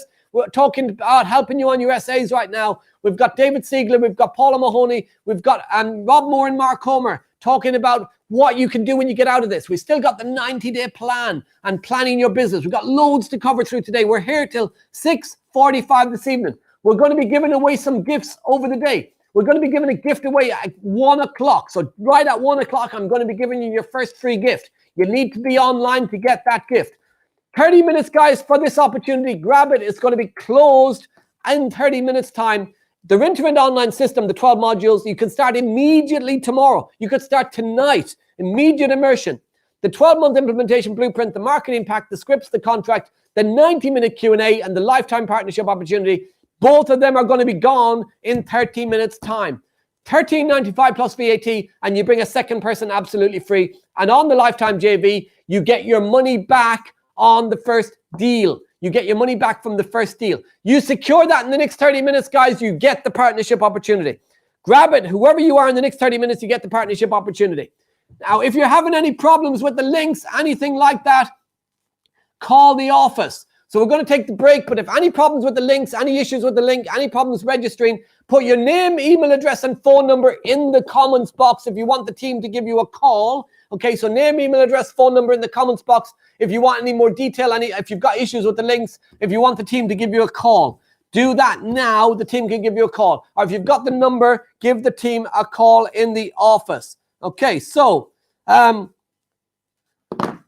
going to take lunch. We're back. I'll see you back here at 1 p.m. 30 minutes back at 1 p.m. There's a link to the NHS on the bottom of that as well. So the link to the training, bit.ly/R2R online 1704. And obviously donating to the NHS, there's also a link, bit.ly/NHS Progressive. We have raised well over £8,000 now, guys. Keep it going. And I shall see you back here at 1 p.m. And I'm going to be giving you a free gift at 1 o'clock as well. So don't miss out on that. You've got to be live here at 1 o'clock to get the free gift. And we've got a number of them through the day. Speak to you at 1 o'clock. See you soon.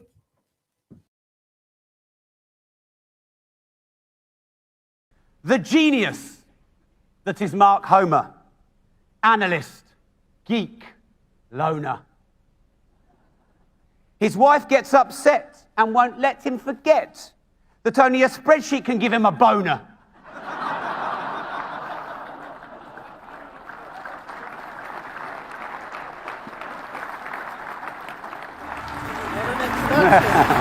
Have fun, mate. Enjoy it. Have fun.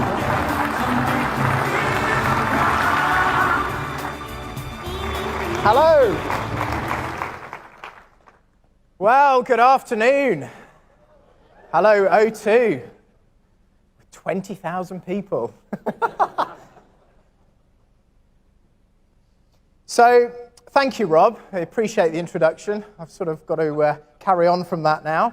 I'm going to talk to you a little bit about what's happening at the moment, what's happening in the economy, and then I'm going to go into some of the other deals that I'm doing currently. So, some of the conversions that I'm doing, the strategy behind that, why I've chosen to do those types of buildings, where I've sort of come from along the journey, along the, in the last sort of 15 years. We started with the little terraced houses. We then moved into the sort of PD with the office conversions, and then on into pubs, private members clubs, and then now I'm just sort of loving the retail stuff because it's getting smashed up, and all the sort of news has turned very, very negative. So where are we now? Well, there's lots of negativity, or has been. Brexit sort of backed off a little bit. UK GDP growth is probably around 1.5%. Do you remember that sort of major wobble last Christmas? You know, the economy was going into recession. Trump was banging the sort of GDP, or banging the trade drum with China. The yield curve inverted, all that stuff. Who remembers that? Where it was getting very, very negative and we were almost definitely going into recession. Well, it didn't happen.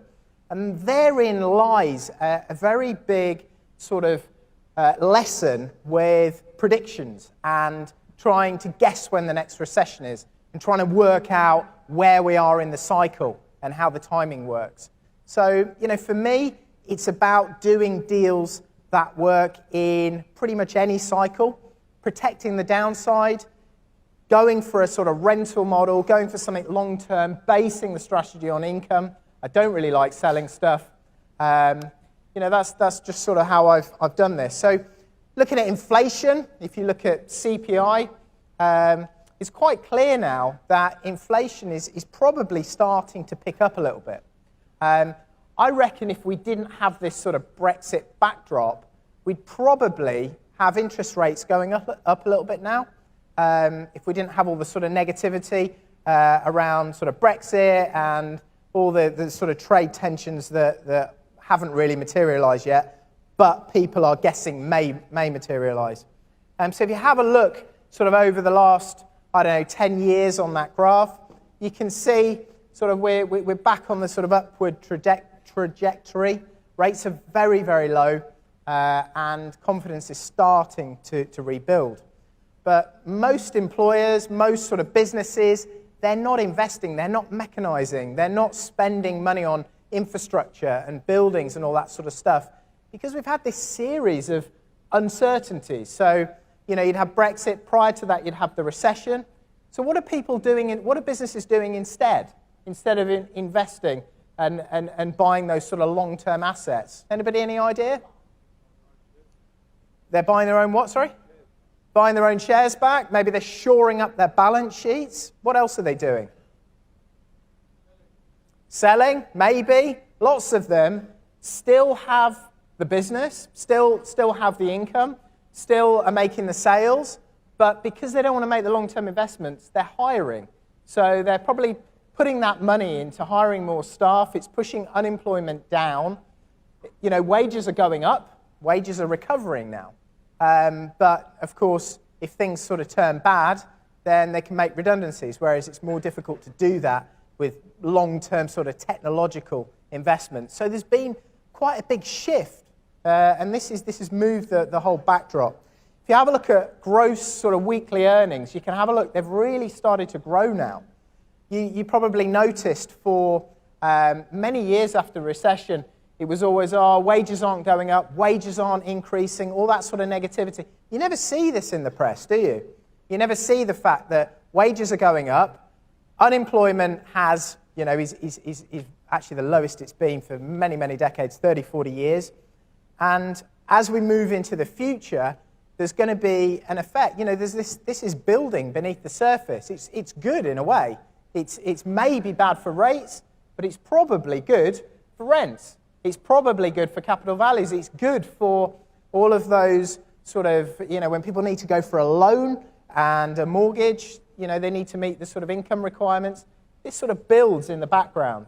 So this will come through. You can see there, pay going up, excluding bonuses, yearly change. You know, it's over sort of 3% now. It's quite significant. So, you know, I suspect this is going to continue now for, you know, however long they don't want to invest. So what is that productivity puzzle that I was talking about earlier? Well, this is obviously where, you know, the technology, all of those sort of machines in the factories, all of those buildings, all of those, I don't know, maybe they might invest in wind turbines, they might invest in new software. Businesses just haven't really been doing that stuff. So, of course, that's meant that they've needed to go and hire. And when you have a look at sort of redundancies, all of those are down, so much, you know, sort of reduced, and obviously wages are lifting sort of off the back of that. So you can see the productivity puzzle. Does anybody know what productivity is? So I'll explain just in simple terms. If you think of the output of the country in comparison to how many workers there are, so it's output per worker, it's not really increasing. If you look at all the sort of, you know, the first world economies, you know, all the way after the Industrial Revolution, over the last 100 years, they've all got more and more productive almost every year as we sort of invest in this stuff. It's not really happening anymore. The cycle has changed. And you can see that's what's been happening since 2008. And part of that is probably holding interest rates down. And there's a big sort of underlying story here for what happens, you know, in the future. So as I was mentioning earlier on, last Christmas you had sort of Trump, you had wobbles, sort of recession. Did you know? Anybody notice the yield curve? You know what the yield curve is? So the yield curve is very, very important. When people are investing in, say, bonds, or in this case, US government gilts, they'll usually expect to get a higher return on, say, a 10-year loan to the government, a 10-year bond, US Treasury, than they would on a sort of 1 year. Yeah? And that would be the same with UK government gilts, the loans you give to the UK government. But that curve actually switched. And the reason that switched was because investors were becoming so nervous about the economies, you know, the world economy generally going into recession.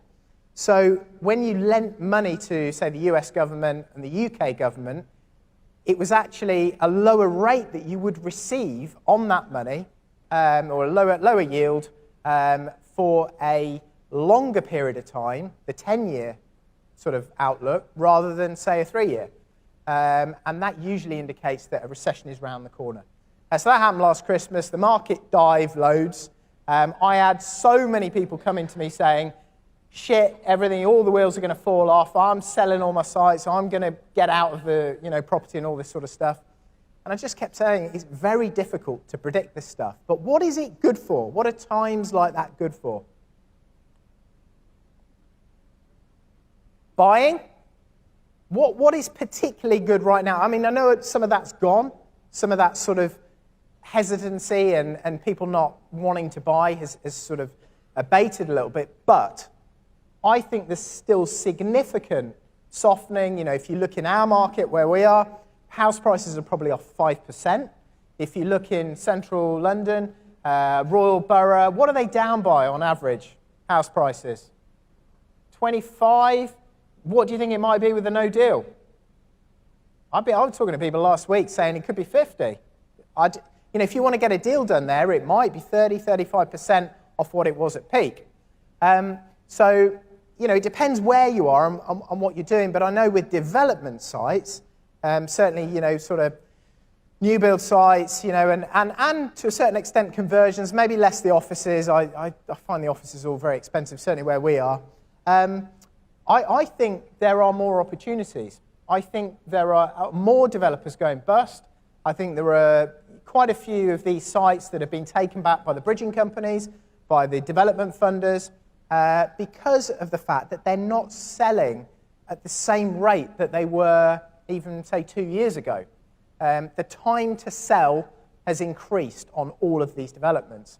So 2-3 years ago, I think it was more difficult to buy, you know, land or buildings to develop. I think the opportunity now to get that sort of stuff is there. And I've got quite a few of my mates who are doing a hell of a lot more development type deals than they were even not so long ago. Yeah, fine, a couple of years ago, you might have expected more capital growth, but the reality is it was probably the wrong time unless you were getting something really, really, really cheap. So my sort of solution in terms of our business to dealing with times like this, and you know, I don't really ever change the strategy, is to develop this stuff and keep it and rent it out, because I just find if I turn it into a PRS development and we manage it in-house, most of the time we get to, you know, we can always let it, we get good yields on it, and then, you know, the capital growth, well, you know, it comes when it comes. You probably get, over a 20-year period, maybe you get 5% annually, but during the bad times, during these recessions, during this sort of softening periods like now, where things are taking a long time to sell in certain areas, it doesn't really affect us. I remember in 08, 09, the guys that got killed, they were the ones that were developing and they were needing to sell. The ones that were leveraged and, you know, maybe they hadn't bought the right sites, they hadn't got the right product, of course. But I think if you're developing stuff, and even if you're selling, if you can do smaller units in areas with good rental demand and make sure the yields are going to be good on a sort of secondary plan, which might be letting them out, keep the freehold if it's a block of flats, I think that's a good place to be.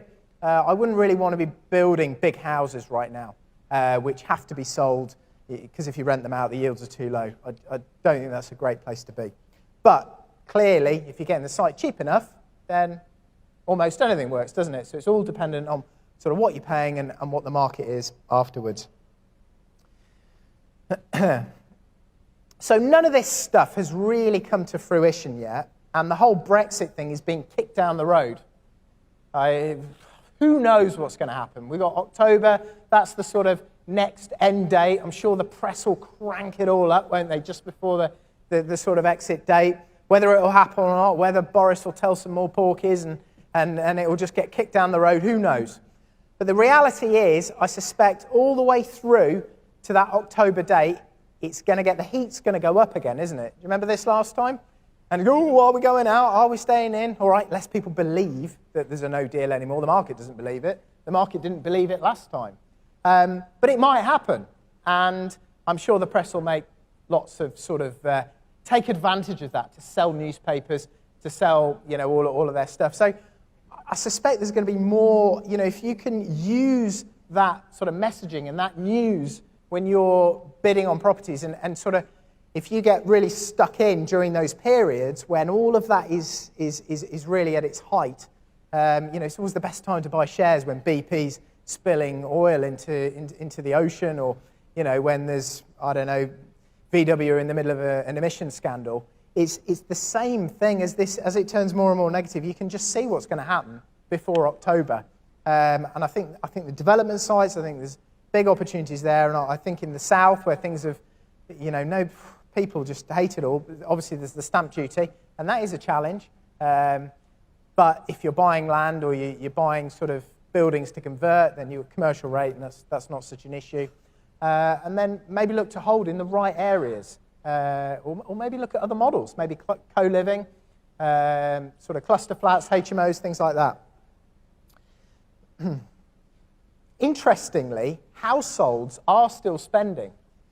And every quarter, I always watch the Bank of England inflation report. Who watches that? Who's as sort of sad as me? I can't see anyone that's put their hand up. There's no one at all. So I watch that every quarter. I find it fascinating because all of the stuff you read in the newspapers, it's sort of second-hand and twisted. The Guardian came over last week and they sort of sidled their way in and said, we just want to drive around Peterborough and we just want to have a look at the property. We just want to understand sort of a bit of history about the town and, we're here for the election. Can you drive me around? And initially they asked for Rob and of course a couple of the PAs blocked it and said, I don't think it's a good idea with the Guardian. So that sort of, and I thought, he'll be all right. So he came in and he sort of had a look round and we went out driving. He said, have you got any houses down that street there? And I sort of said, yeah, I think we've got a couple. Sort of drove down there. Well, which one's yours? And as he was looking around, I just showed him. And of course, he wanted then a picture, and he wanted a picture with me standing next to my car as well. And I stopped that because I realised sort of what he was up to.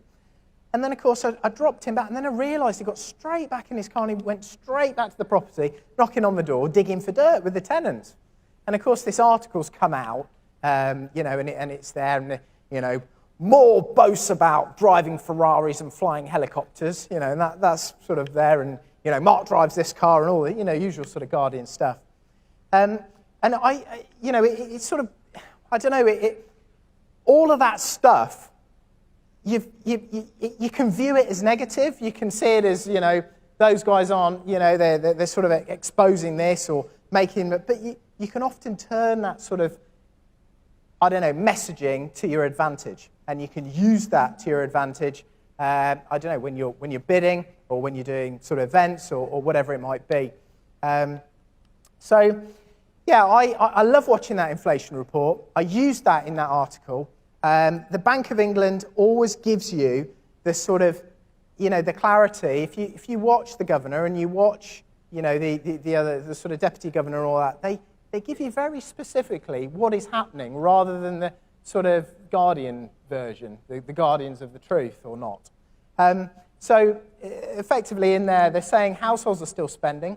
They say that, whilst they're worried or concerned more about sort of public finances, they're still out. Retail, although you read that in the papers all the time, retail's dying. And yeah, to some extent it is dying. And it isn't great out there. But I think that's a structural thing that started sort of, I don't know, internet, 2000s. That's where that came from. And that was sort of predictable, really. So I don't think things are actually that bad, apart from sort of what they're being sold. When's the next recession? Who knows? We're in the second half, I would have thought, of the cycle. We're probably, if you think the first half of the cycle, we got quite a lot of growth. The last cycle was about 18 years long. 2010, this cycle started. So we're maybe, 9, 10 years in, something like that. So we're definitely in the second half. Do you want to be loading up in the second half? Probably not. There'll be a sort of black swan event that everybody will, didn't predict, and that'll be the sort of next recession. So I don't think that there's going to be a lot of change until this Brexit thing is resolved. If you have a look at interest rates, they're probably going to be around the same level, I would expect, probably for the next 18 months. New normal, where is it? 2.5% to 3%. That's what the governor thinks. So that's probably where they're making their way back to, 2.5% to 3%. That's probably what it's going to be. Inflation's just under target, and GDP about 1.5%. So you can see quite clearly at the end of this period, once the certainty returns, there has been a lot of sort of build-up where incomes have been increasing. You've got a situation where people have been sitting on their hands, they haven't been buying houses, they haven't been investing their money, businesses haven't been investing their money, and there's this almost like this iceberg sort of forming beneath the surface. If you're getting 3%, real wage growth since 2016, that probably supports about 12% higher house prices in certain areas, in the areas where it is more affordable. And obviously you've got sort of the other effects of, the uncertainty as well. There's a load of money sitting on the sidelines waiting to be invested. So all of this stuff I think will come through, and I think it's likely, that we're going to probably see this. Who knows? Could be this year, could be next year, whatever. But I suspect you want to be there. You need to be invested. You need to be owning the freeholds. Maybe long leases, but probably better freeholds. Holding that stuff, getting it cheap right now. It's nothing like 2008. Lots of people say, used to look at me as I was crazy buying houses in 09, 10. I loved it then. But this is sort of 50% now of what that was. There is an opportunity, and stuff, the right stuff is cheap. Some of it isn't. Some of the, the commercial and the stuff with great tenants in, of course, that's all fine. And the finance is pretty free and easy.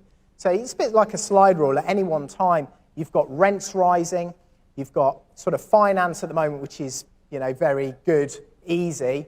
But in terms of the capital side, well, it's gone soft and it might be falling a little bit. If you go back to 2008, when everybody, most people just hated property, the finance was the problem. The yields were going up because the values were coming down, and obviously the capital values were dropping. So there were all these, there's either 3 or 4, there's a 4th slide rule, and that's tax. Obviously that's, Comrade Corbynov has sort of introduced some new ideas, and the Conservatives seem to have taken it on board the last few years. So that's sort of added another dimension to this. But if you look at those 4 slide rules at any one time, some of them are up, some of them are easier, some of them are more difficult, and you just need to move your sail to catch the wind and keep your ship rolling. So you've got to adapt your businesses to these changes. So you think about all the tax increases, obviously you can buy in a limited company, you can get around that, stamp duty increases, things like that. If you roll all that through and you sort of keep on buying, you keep focusing, you can make this thing work, but you just need to sort of change the way in which you're investing a little bit. So at the moment, clearly, they're talking about abolishing the Section 21, but sort of beefing up maybe Section 8. There's talk about this progressive property tax. Obviously, we've had Section 24 and the stamp duty. What has that done to the amount of landlords buying in the United Kingdom? Anybody any idea? Just shout out. Turns a profit into a loss? Yeah, potentially. Yeah. Any other ideas? It's definitely slowed acquisitions. Where we are in Peterborough, there are significantly less landlords buying now. And quite a few of them have been selling up because they can't transfer into a limited company, or other issues, or a bit like Brexit with Eastern Europeans, they just don't feel welcome anymore, so they're selling. So what is that creating? And this will be the same thing right across the country. Creates opportunity. Why is that? Sorry? Uncertainty. What it has meant in our area, there are over 250 people sleeping rough. The council are desperate to do deals where they can rent properties. Before, they were just offering LHA, and of course, not many of us want to do that because you don't get direct payment. Our council is now doing 20-year leases, and they're guaranteeing that it's direct payment, 20-year lease, and they do the maintenance. I mean, what can be better than that? And that is a direct result of all of these tax changes.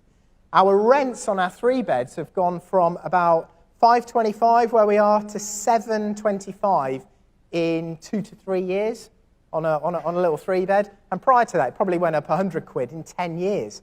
And this is all off the back of this sort of anti-landlord, all the stuff in the newspaper, the Guardian article I mentioned earlier on, that is where this has come from. So in many ways, you can use this as an opportunity, as long as you're sort of, buying in the right structure, you understand, you've got the right tax advisors, you need to license more and more sort of HMOs and things like that, but that's carved stacks of them out of our market. I've had all the officers around our HMOs recently because they've changed the regulations.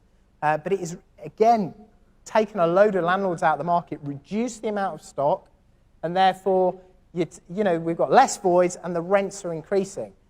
So when one slide rule is down, you've got the other side sort of up and, rents, and you just need to sort of use that to your advantage when you're purchasing. So vacant building credit, very, very useful for commercial buildings if you're bringing them back into use. Obviously, if you build anything new, we're building stuff on the top. Anything new doesn't attract the same credit.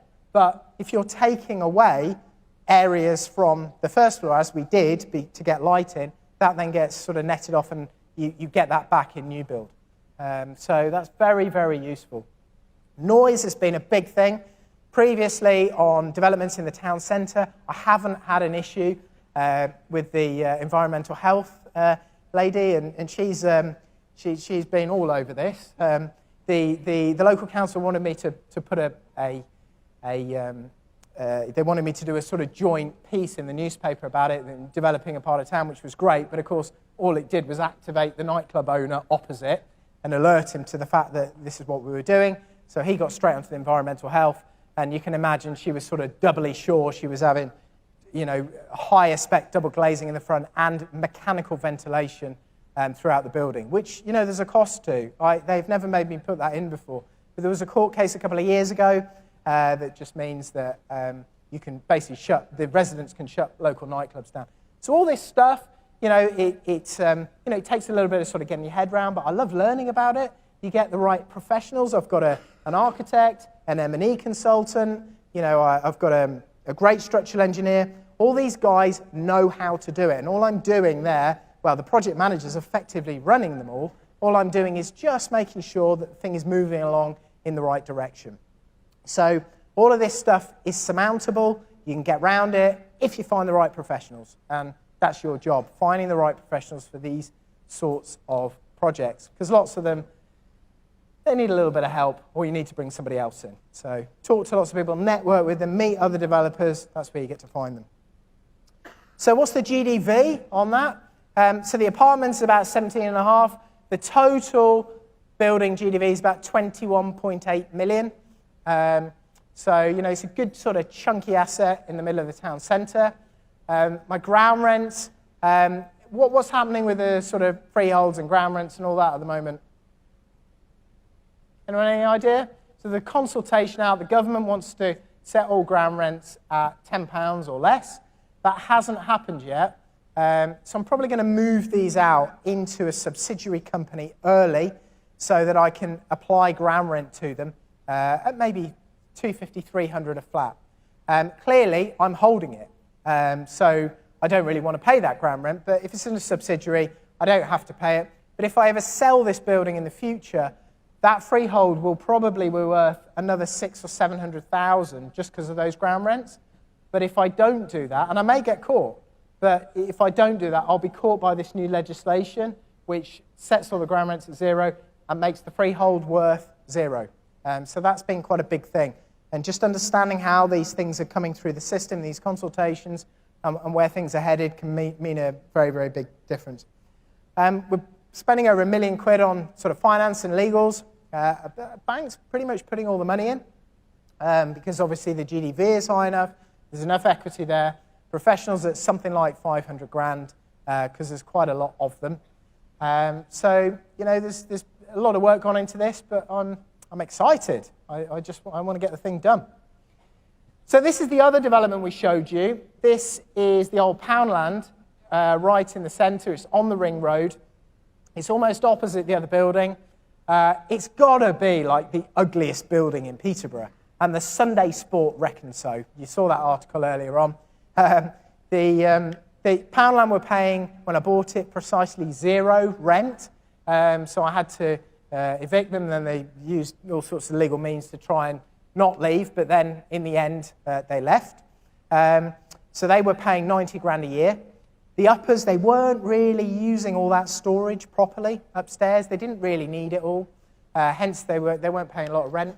I got another tenant lined up, early doors, and they agreed to pay, I think it's 40 grand a year.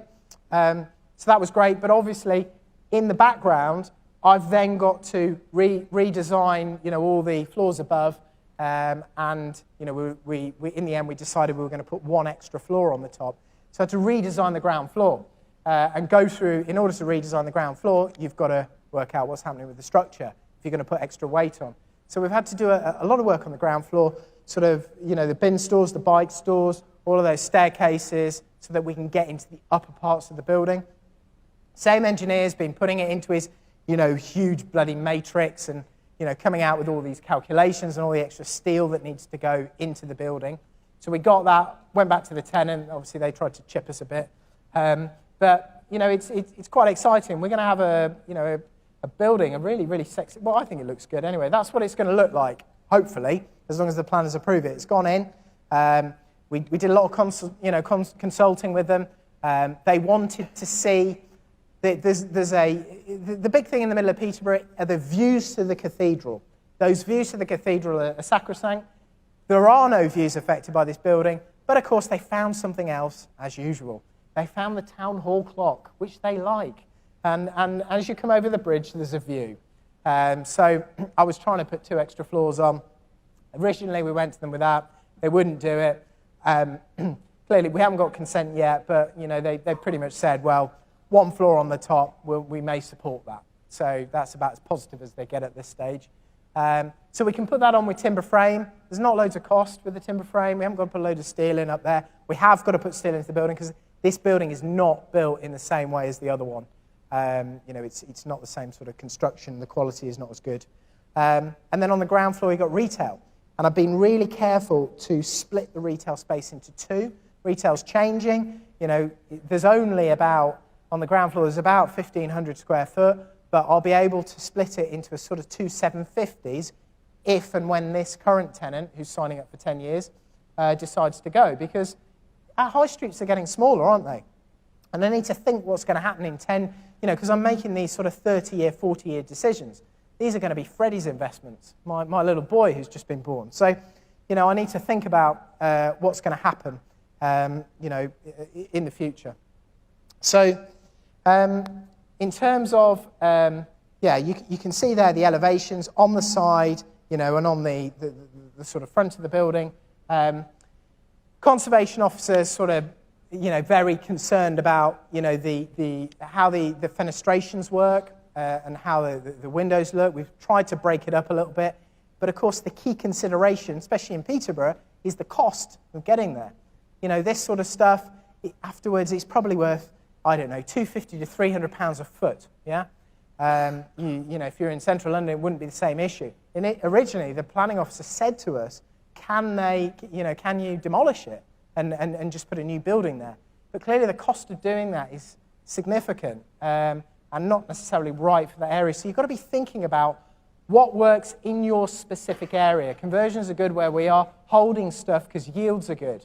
If you're further south, you probably amend that and you'd probably be demolishing more of these, you'd be doing more new builds, you get more certainty from that, it's probably a quicker process. But of course the yields are lower and maybe you need to sell more. So that pretty much concludes what I'm doing at the moment, all of my developments, where I see the market going and how we're sort of setting our sail to take advantage of those changes and those issues that might be coming forward. So I've been Mark Homer. It's been a pleasure. Thank you very much.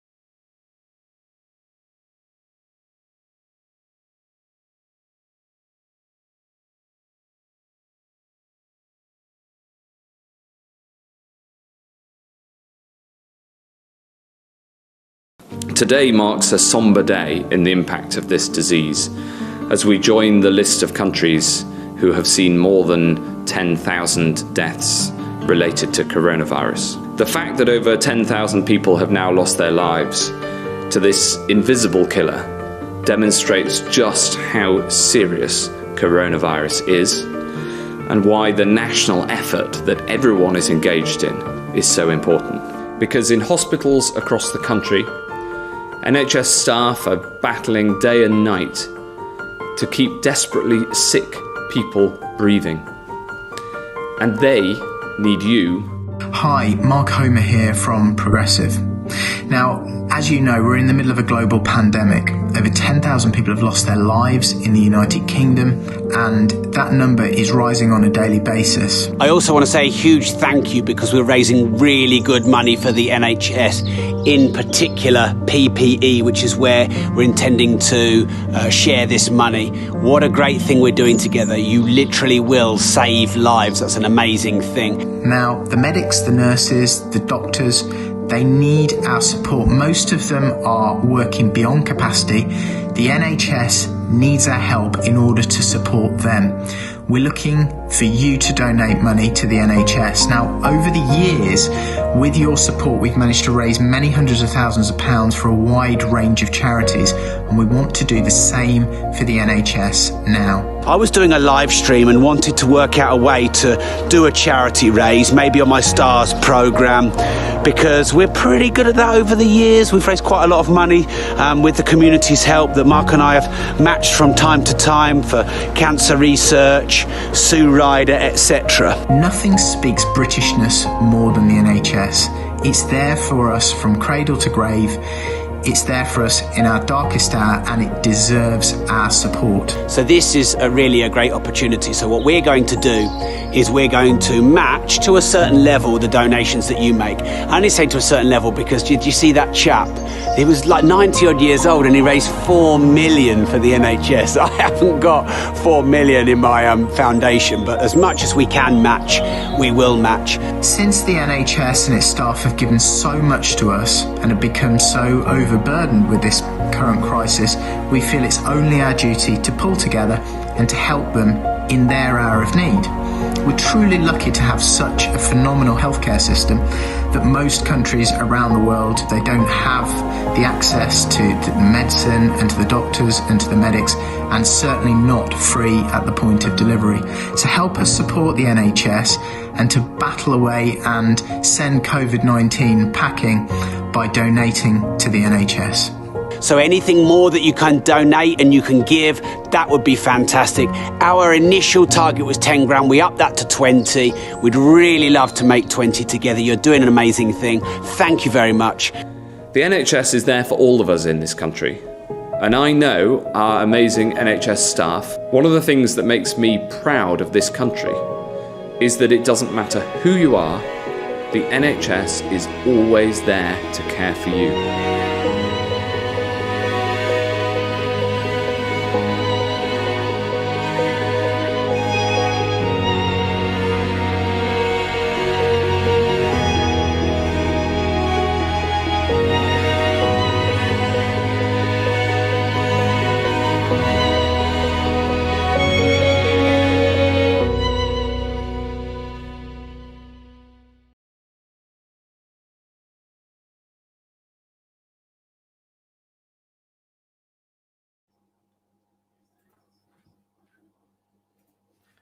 Welcome back, everybody. Hope you've had a good little break over lunch.